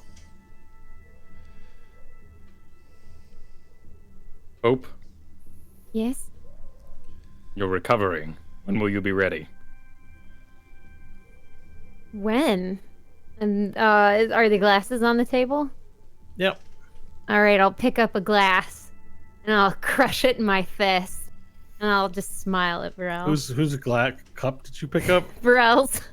Okay, he picked up Varel's cup, crushed it, his drink spills everywhere, and Laszlo goes, "Oh no, I will get another one for you." And Oh, no, his take rock that. form turns around as he walks out. My mistake. I believe I know where your quarry is, Hope. You know? Yes.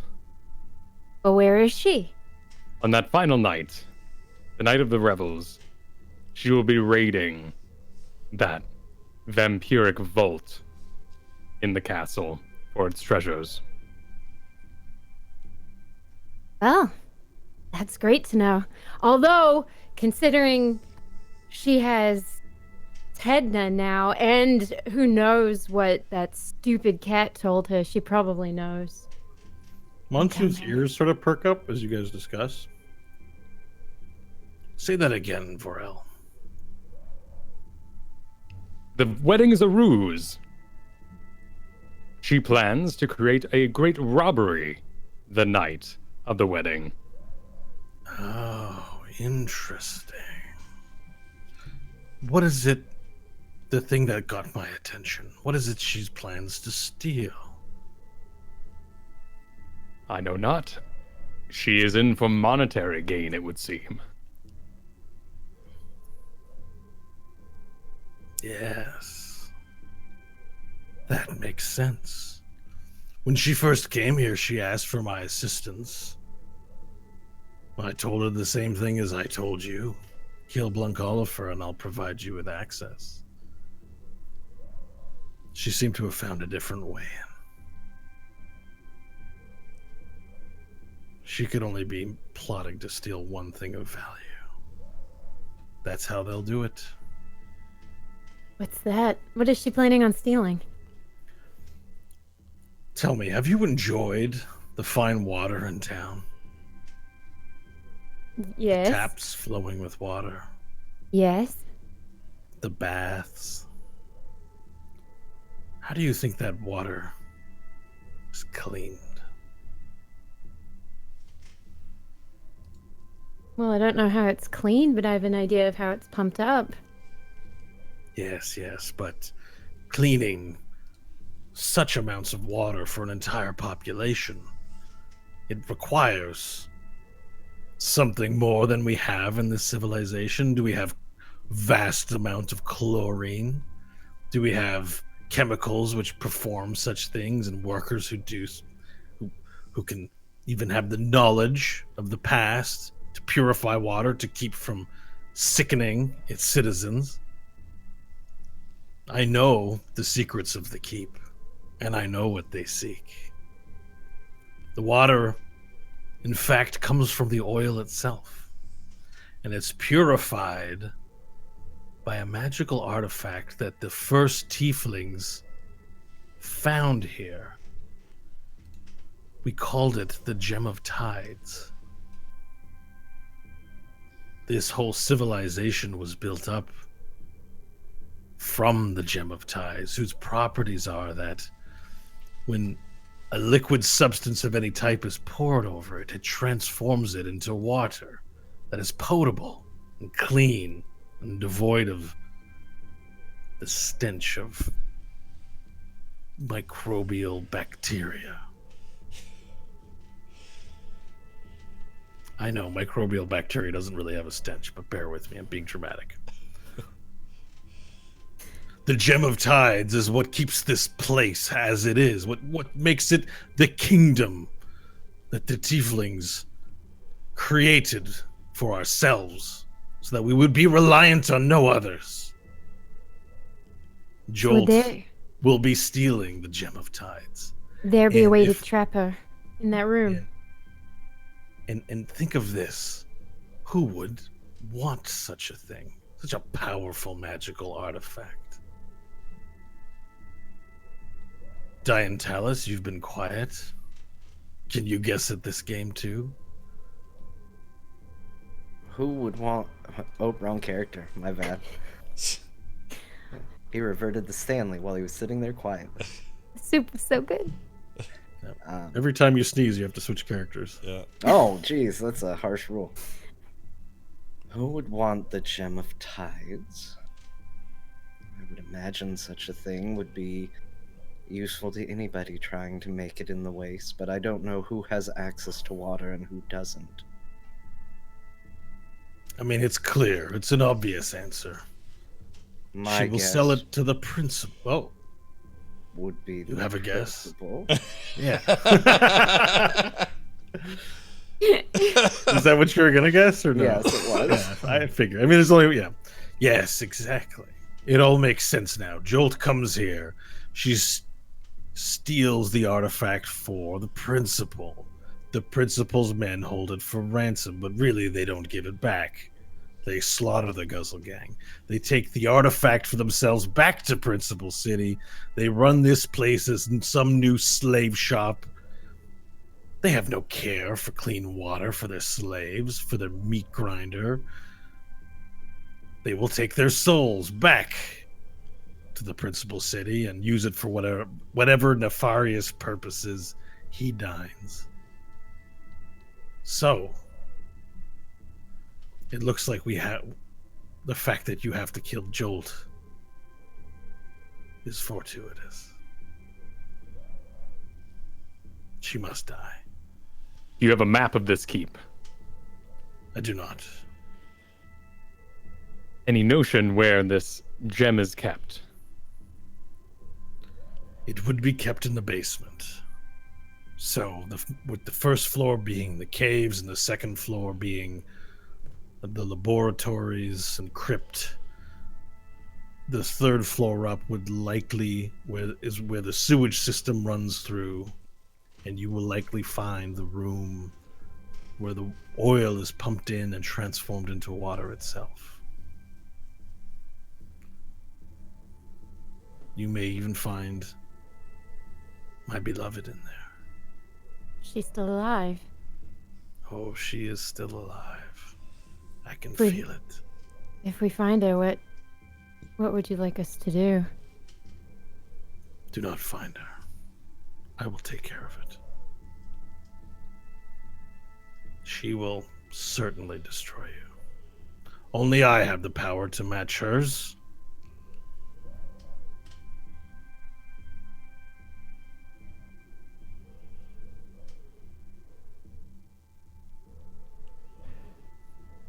Nash, Yeah. as human consultant, what do you think of all this?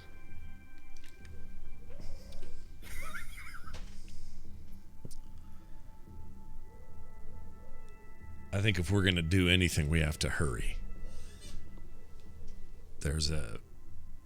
We have other promises to keep, other commitments to fulfill, other quests to finish.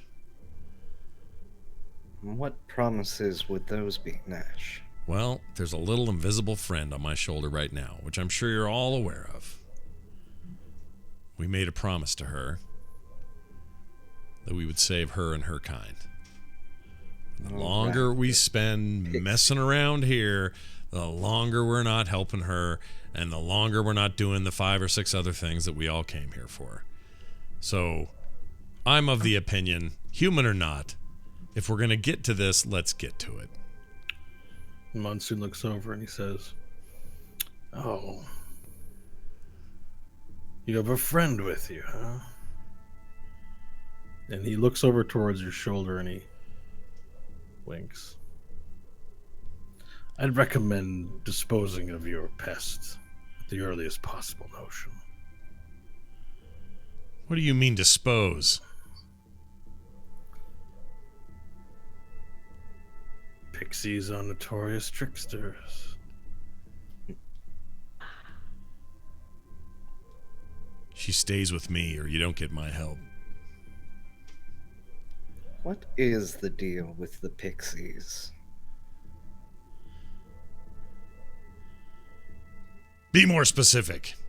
I'm not talking to you, Nash. I'm talking to the one who would know something. The pixies. The town.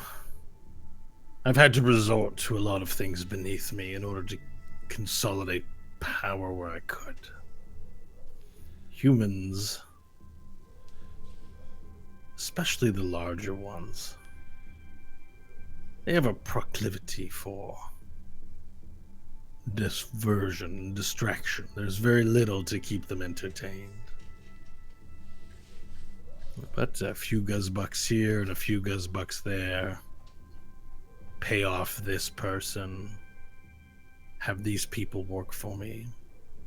Loyalty among humans does not come with blood. It comes with food. There's very little ways to earn revenue here apart from food and pixie blush.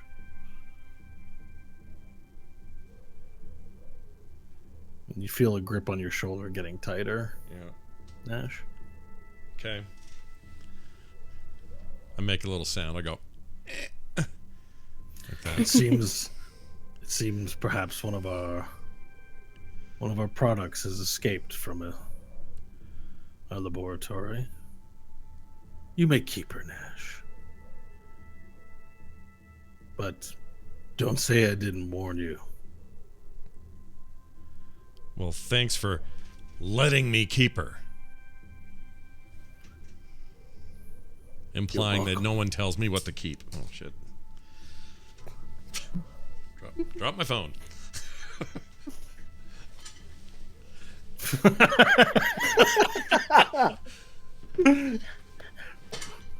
I'm just picturing Nash also doing this. Just, Maybe it's his orb, right? Yeah, Dropped his orb. I dropped my orb. My Yeah, bad. My bad. My bad, My orb, everybody. my bad. Scried the floor. tell me, Nash.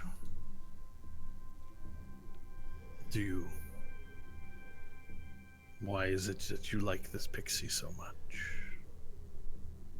Well, if you want the truth, she's about the only trustworthy creature I know. Outside of my friends here. Jury's still out on Mr. Double Personality over here, though. But in a world where I can trust nothing, This creature has proven to be trustworthy. And I want to help her and her kind. And I promise to. And if there's one thing Nash Magard of the Solar Mines does, he follows through on what he promises.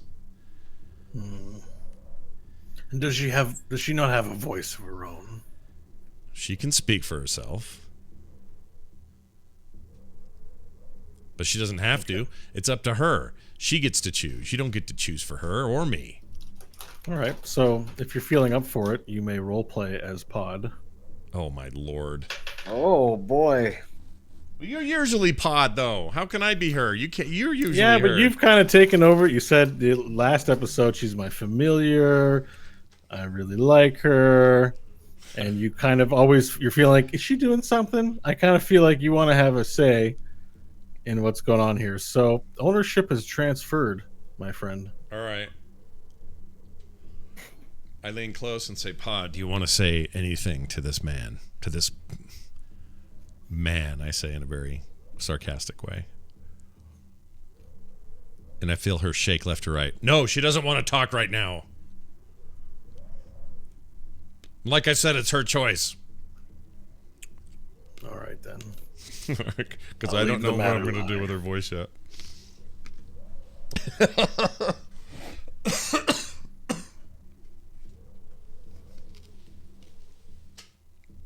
Seems your fates are entwined. This feels right. Who, me and her? Yeah, Yeah. I think so. Yeah, I think I agree. I'm totally fine with it. Well, Whoa. it was a pleasure speaking with you this evening.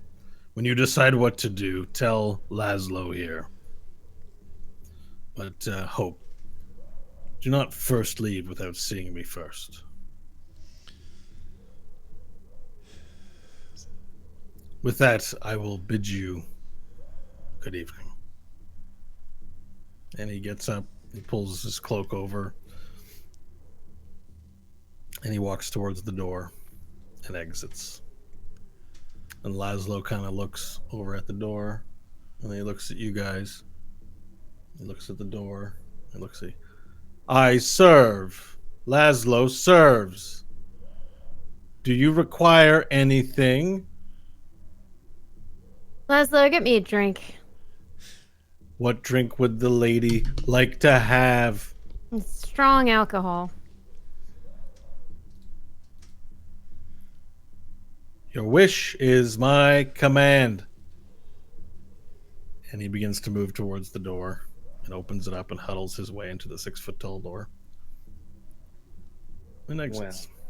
What do we think of our options now?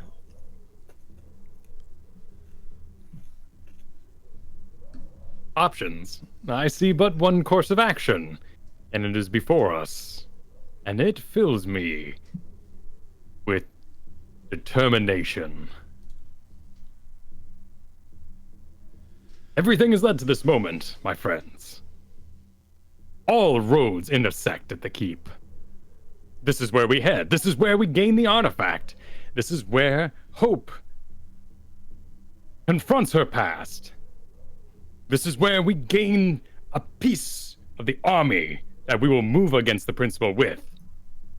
This is where we confront Buttons. This is where we save Bok Bok and Tedna. Now, when we get Buttons, assuming we do, what do we want to do with him? Kill the little bastard. Okay, so who would want that? I'll Because do it. if I grab him, he's dead. Oh. That But- would obviously be my vote. I would remind everyone I didn't trust him back then. So if you want me to kill him, I'm happy to do it. Either way, he dies. All right. Vermin We piece of face- shit. End of the day, this entire problem is because Stanley didn't want to. I think it's time to rectify the problem. We face an extreme enemy, an immortal, and one who has not set his hand, has not shown his power, but has great ways. The principal, Diantalus. I ask you a dark question. Yes. Buttons. If you were to feed on him, what would be the benefits of our group? It would be of little benefit to all of you, but I would imagine if he is a mage, as they've said, that I could feed on his arcane energy, and it would help me restore some of my power. That would be the most logical option outside of outright slaughter. Would you need him alive? No. Well, we all get what we want then. Apparently you all get your vengeance.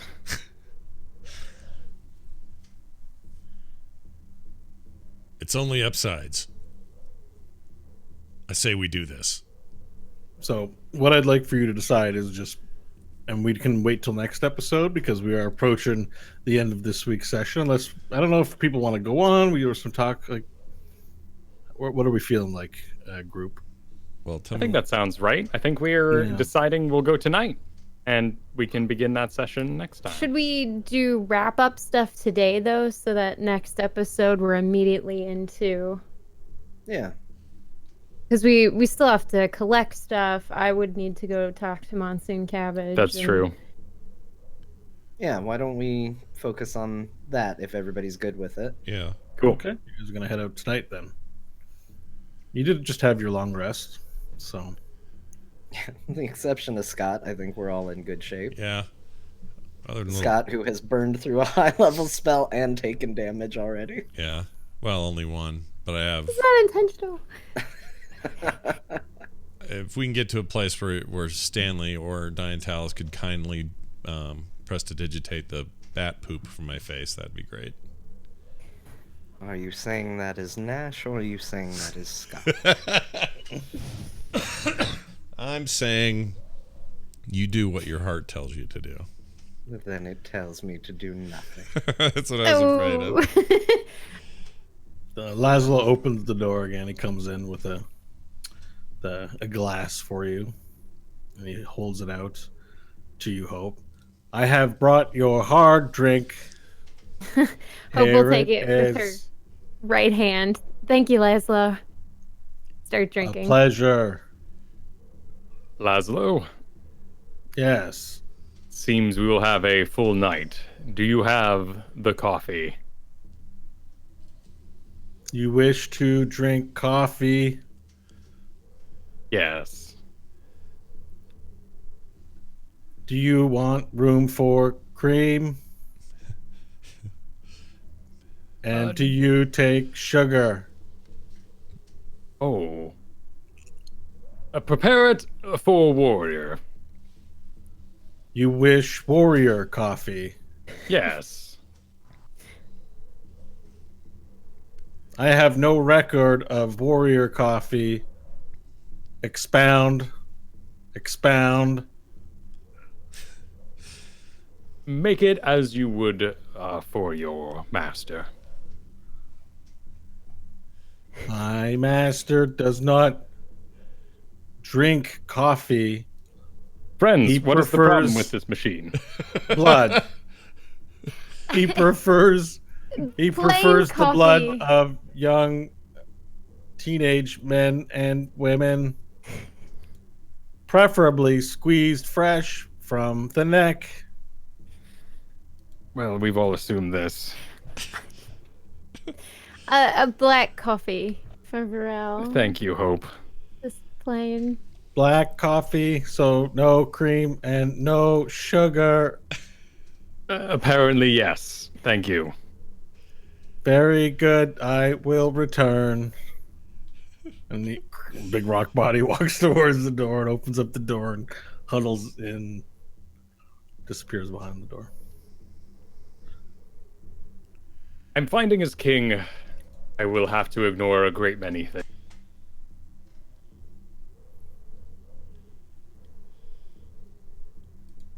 Like ordering food?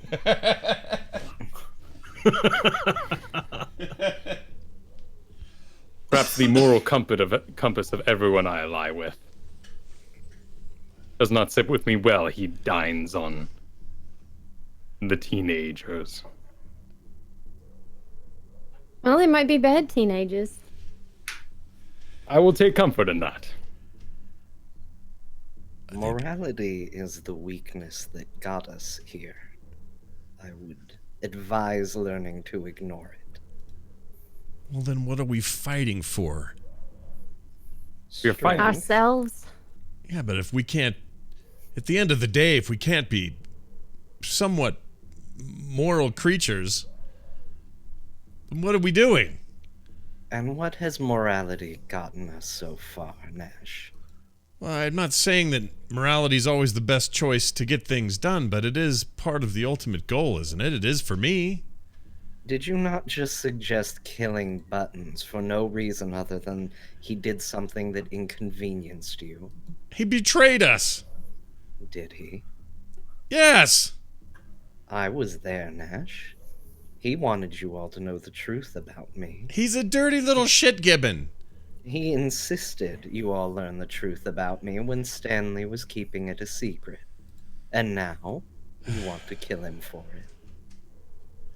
I understand that morality is fluid and has different definitions, and depending on who you talk to, it can mean very different things.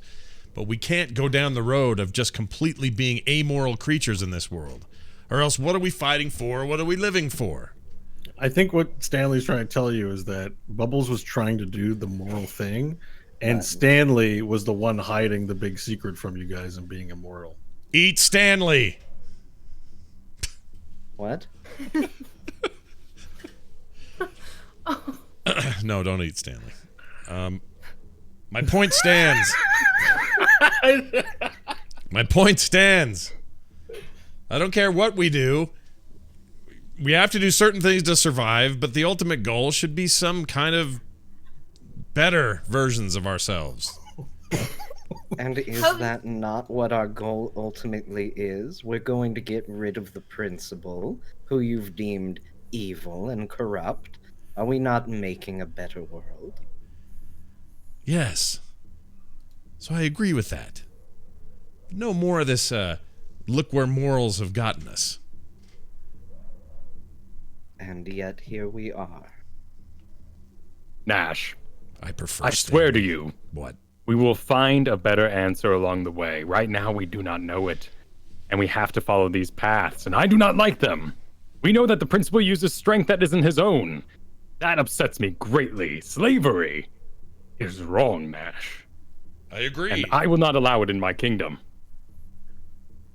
All right, well that's good enough for me. These are the small bits of hope that I can take forward. Sorry, Hope, no offense. I don't mean you. Oh, finish the drink. That's taken, Nash. They're It's all right. They're bits of hope back in town. Bits everywhere. Yeah. This is the new hope. But When we meet Buttons, I have no doubt that he will tell us he was merely trying to protect us, doing his job. That is what these university folk are like. I plan on killing him before he starts talking. I just want everyone in this group to know that's what my plan is. Stein Talus doesn't need him alive, and I figure if he starts talking, he might try and convince us and throw a wrench in the group just when we're starting to get along.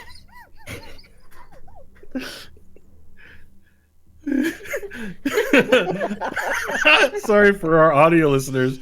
Nash's webcam light has gone out and he's in pitch black. I'm back now. So it's hilarious. it's set for a timer, and so when it does that, I forget. Yeah. It looks like somebody All right. comes in and turned it off on me. So Hope just finished saying she was going to kill Buttons before he talks because, talking makes us confused about what needs to be done, basically. All right, then we move tonight. Everyone, what you have on the table. I've got this glass, and I'll slam it down on the table. We won't battle with a glass. Anyone else have any resources for tonight's adventure? I We've got take guns upstairs. I take my ball out and go kirk on the table. I have this. Excellent. What of the potions we found deep within the mine? Oh, yes, that's right. Actually, It would be a good time to offer one of these over to Hope, I believe. What? Stanley found this down below in the mine, and I think if your intent is to discuss things with Jolt, it might be better served in your care. And I'm gonna pass Hope a potion of mind reading. Nice. Ooh. Well, very seriously, thank you, Diantalis. It's not a big deal. I like your practicality.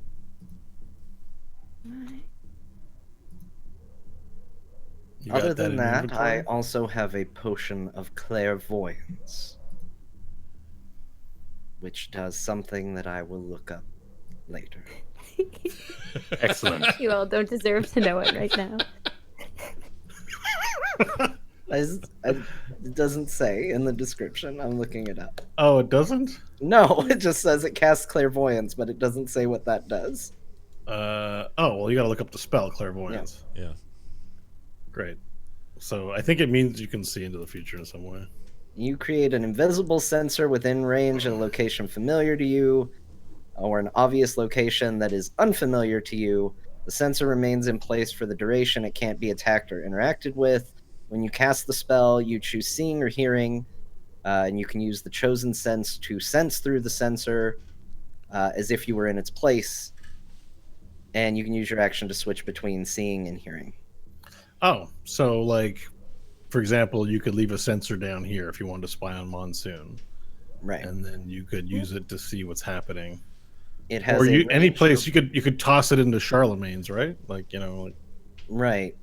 range It of has 1 a mile. sensor of, or a range of 1 mile, and it lasts for 10 minutes. Sounds useful for keeping an eye on the beast as we sneak by. Oh. Nash, Yes. anything else you have for our adventure? I have jack shit. I have my ball, this terrible baseball uniform, and my and Diantalis is carrying around my robe. I don't have anything else on me. I am free balling it under here. We should get you a outfit that would inspire a better sense of battle in your heart. He has a collection of bat excrement, should we need that as well. Libido, what's the guy's name? Libido. No. Lilo and Stitch. Who's the rock guy? Laszlo. Laszlo. Like Camp Laszlo. Laszlo. Yeah, libido. Like Camp Laszlo- Laszlo. Yeah. yeah. Laszlo. As you say, Laszlo, he opens the door and squeezes back in with a large mug. Your coffee. Vorl. Thank you, Laszlo. A Do you have a pleasure. robe fit for a mighty wizard? I may have clothing appropriate for someone of great nobility and strength. Before you go, Laszlo, I also require a cloak. I believe it was brought in here before and left behind. I'd ideally like the same one. Wait, what are you referring to? When they brought Blunk Oliver's head in, it was wrapped in my cloak, and they left it here Oh. while I was right. at the bar because they're a bunch of jerks that don't respect other people's stuff. No kidding. Okay, Laszlo rolls a history check. That's a d12. I have no recollection of such a cloak. Then However- give me a cape if you have one. I have a cape. Please follow me to the boudoir. And he goes into one of the other doors, opens it up, gets into the door, and he starts walking down this long hallway. I'll follow him. All right. Are you coming, Nash? Yeah, let's go. Oh, All Laszlo, right. before you go, where's Cabbage? You may find him in his chamber that way. And he points to the other door. I will stay All right. here. All right, Stanley, Dash, you follow him down a small hallway to a door that opens up. He kneels in it. You go inside and you see it's a large. It's not that large of a space, but the space is completely dedicated to clothing. There's a table. There's some sewing equipment. There's a sewing machine and some cupboards. And he opens things up. For your cape, sir, I present this to you. And he takes out a piece of fabric that has like a little shoulder display on it as you would wish it to appear. And it's a reddish brown looking cape thing. Would you like to try it on? Sure, thank you. I'll go ahead and put it on. And then Laszlo sort of turns over to you, Nash, and he says, "For the gentleman, what sort of appearance preferences do you have?" Something dark, intimidating, frightening. Yeah. Perhaps a tuxedo? No. It needs to be like a robe or some kind of, sorcerer's type. First, the pants. Do you prefer cotton? Do you prefer canvas? Cotton. He pulls out a drawer. And the color, you said dark? Dark. He pulls out some black slacks. And he drapes them over top. Try these, sir. What about the robe part? Pants first, then robe. All right, I pull them up. You know what? I actually have to take off the baseball one. So everybody turn around, and I take them off, and I toss them in the. Turns around with the pants. Yeah. Dietalis did not turn around. Okay, he can look all he wants. It's just Cthulhu down there. So I take them off. Yoink! I throw them in the corner. Give me the new pants, and I take the new pants off of his big rock hands and pull them up, zip them up. They fit fine. Okay, he's avoiding looking at you still. You can look How at me. do you like them? Laszlo, look at me. Turn around. And he turns around, and his little sockets. He just has little sockets in his little spot, and it just moves a little bit when he speaks. And Okay.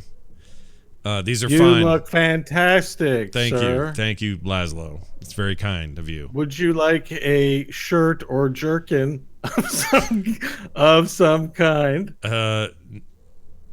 And what color would you prefer? Black. May I suggest a vest? Yes. I'll try. Yes. He goes into the cupboard and he gets out a button-down black shirt and a vest that is like pinstripe and gray. Sure. He's like, I think this would look smashing. Ha ha ha. Get it? Because I am a rock. That's a great Smashing. joke, Laszlo. It's a real good one. It's a good one. That joke you made. Now let me take that and I put that on. Okay.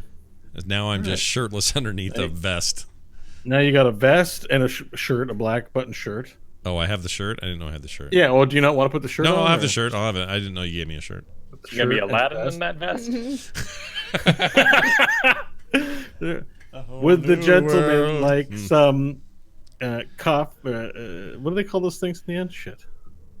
You mean Cufflinks? cuff- Yeah. Cufflinks for the gentleman.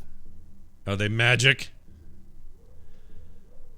No. Then but I they don't are want the fabulous. stupid. No, I don't want them then. I don't want. If this isn't a fancy dress party, we're going for a fight. I don't want cufflinks, Laszlo. I'm not mad at you. What sort of footwear would you prefer?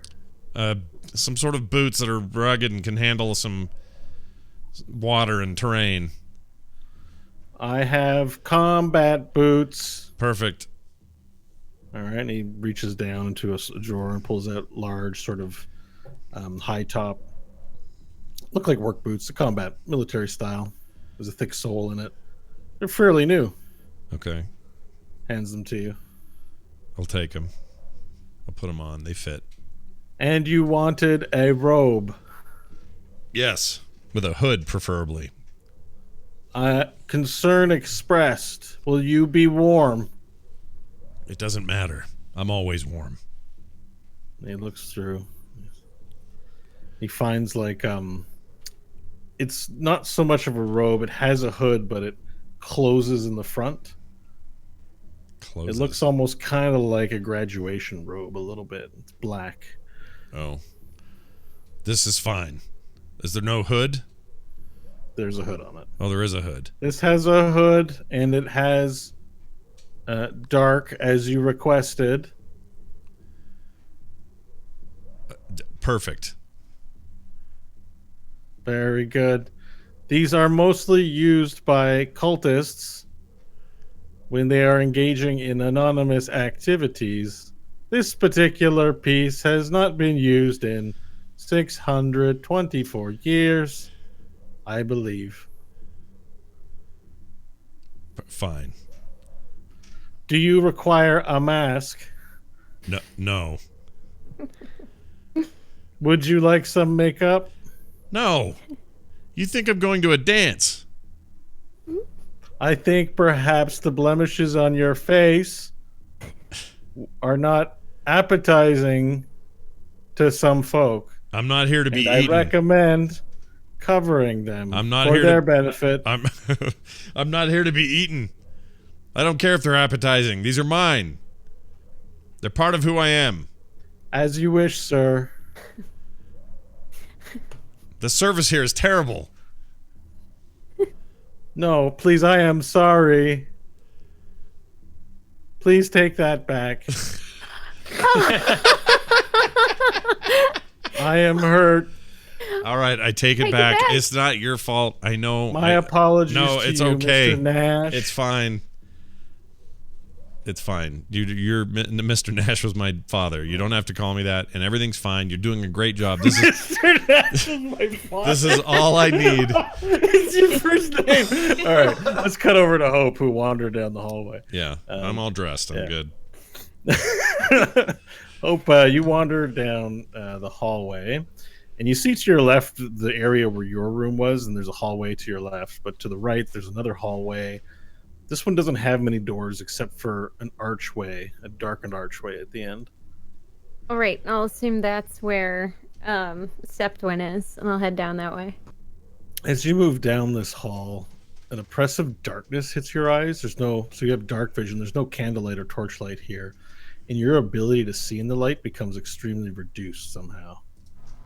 Awesome. And there's kind of a pressure you feel in your ears, Okay. a sort of hum of like.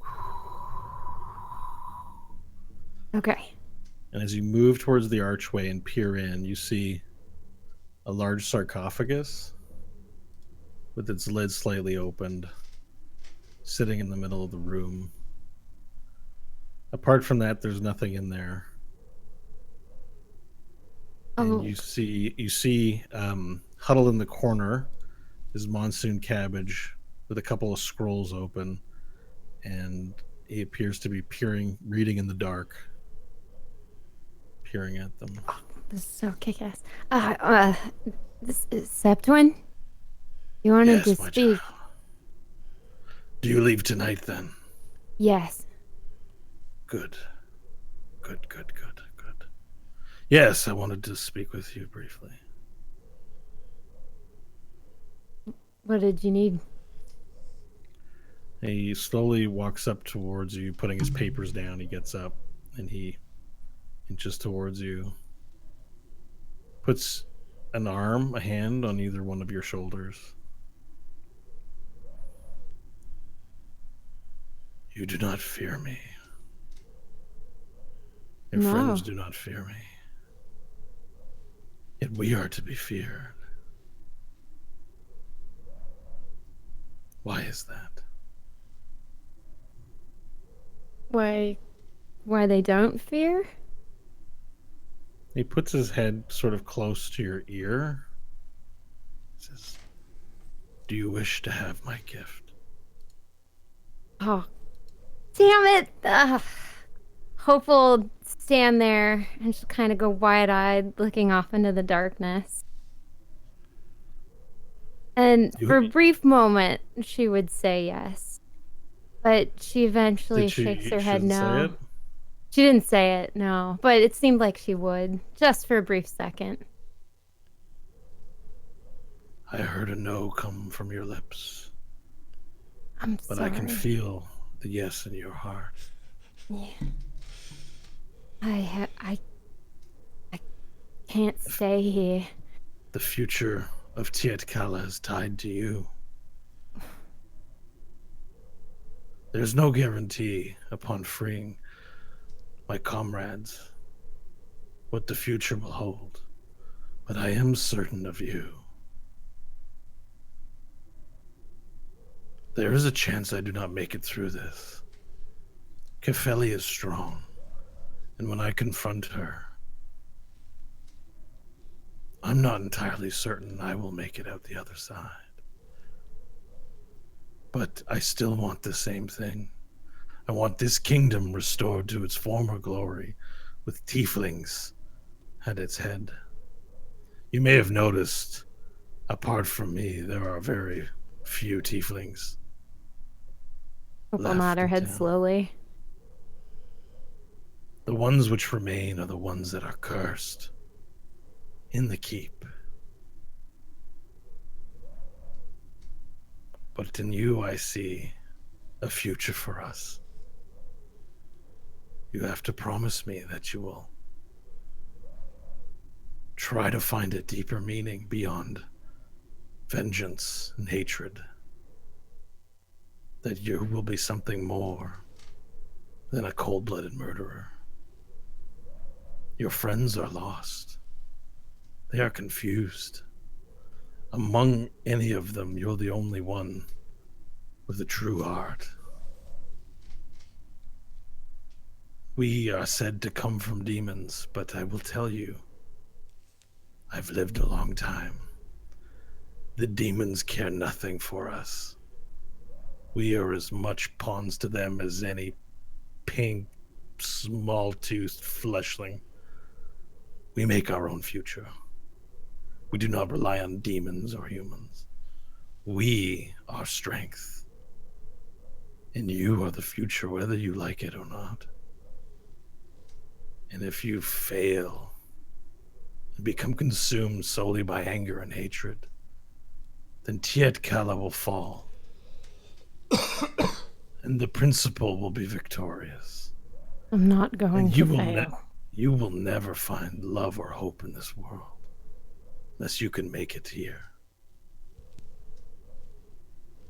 Kill them all, and then let us build a better future. Opal stand there, silent. And if you should change your mind about the gift, after you show me that you can be true of heart, I will give it to you. But if I find you unworthy, I will not. Now go. He sort of pushes you away after having spoken in your ear for quite a while time. He turns around and there's a painting up on the wall of there's a tiefling you don't recognize. And he brings his hand to his chin and just appears to consider it with his back to you. I said go! Yeah, all right. Opal slowly turn and walk back out. Okay. You walk back out. As you enter the main dining area, a very well-dressed Nash enters the room with Stanley in his brand new cape and Laszlo following behind. Oh, looks nice. It's all they have. It's fine. He's got a black Gonna cape do a open in the dinner front, party? but you say, Huh? Wait, what'd you say? I missed what Hope Are said. you going to a dinner party? No. I'm gonna go No. No, we're gonna go kill a let's go kill a cat.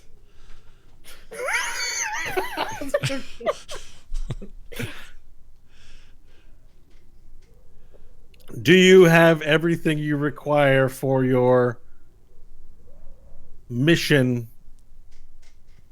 from me? Says Laszlo. I'm going to need some more ammo, but after that, I'm ready to go. I will bring you ammunition. What type of ammunition do you require? A shotgun. Very well. And then he leaves the room again, huddling out the door. quickly comes back with a few white-looking boxes. You open them up, and you see that there's some shells in there, shotgun slugs. About 40 total. Nice. This is all we had on hand. They are very old. Please inspect them before loading them into your weapon. Is there anything else that I can get for you? I'm good. Anybody else? No. I'm set. Then Laszlo lifts his hand and waves it at the wall where the elevator is, and it opens up.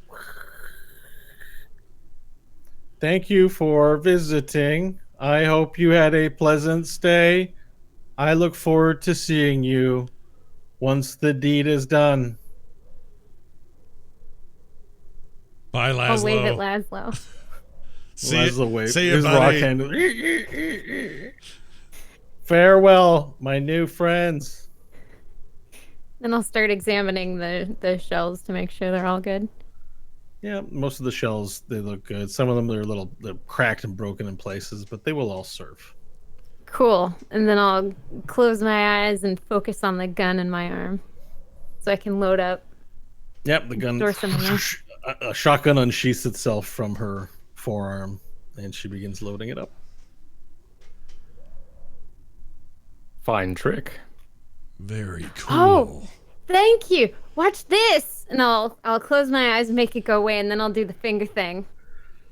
Tick, tick, tick, tick, tick. She does this like mimetic thing with her hand, and then it opens up, and the fingers retract over her wrist, and a giant cannon exposes itself in the palm of her wrist. Excellent. Amazing. We will need every tool we have. Well, we have Nash. And with that note, the elevator door closes after you climb on in, and you're in darkness as you raise up back to the city proper. And I think that's a good place to leave it. Yeah. Sounds good. Very nice. Tomorrow, next week, we will begin a true dungeon adventure I'm very excited. in Are underneath. you the- saying next week there will be dungeons? Yeah, is that what you're saying? Next week, listeners, friends, there will be dungeons, there will be combat rolls, there will be saving throws, there will be giant tongues. Yeah. All the things we like and more. That's next week here at There Will Be Dungeons. Hey, you heard that name? Well, guess what? There's a website associated with it, so you can go and find all our stuff. Contact us. Find old episodes of the show. Everything's on YouTube. Everything's on audio. Everything is all over the place. So if you've missed out on any of our 38 previous sessions, that's the place to go check that out. That's at therewillbedungeons.com. Therewillbedungeons.com. Find us all on Twitter and all that stuff there as well. You can find this show at There Be Dungeons on Twitter as well. Thank you all for being here. We'll be back next time with a whole new adventure. Well, not really. A continuation of this adventure. That's next week. Thanks everybody for listening, watching. We'll see you next time.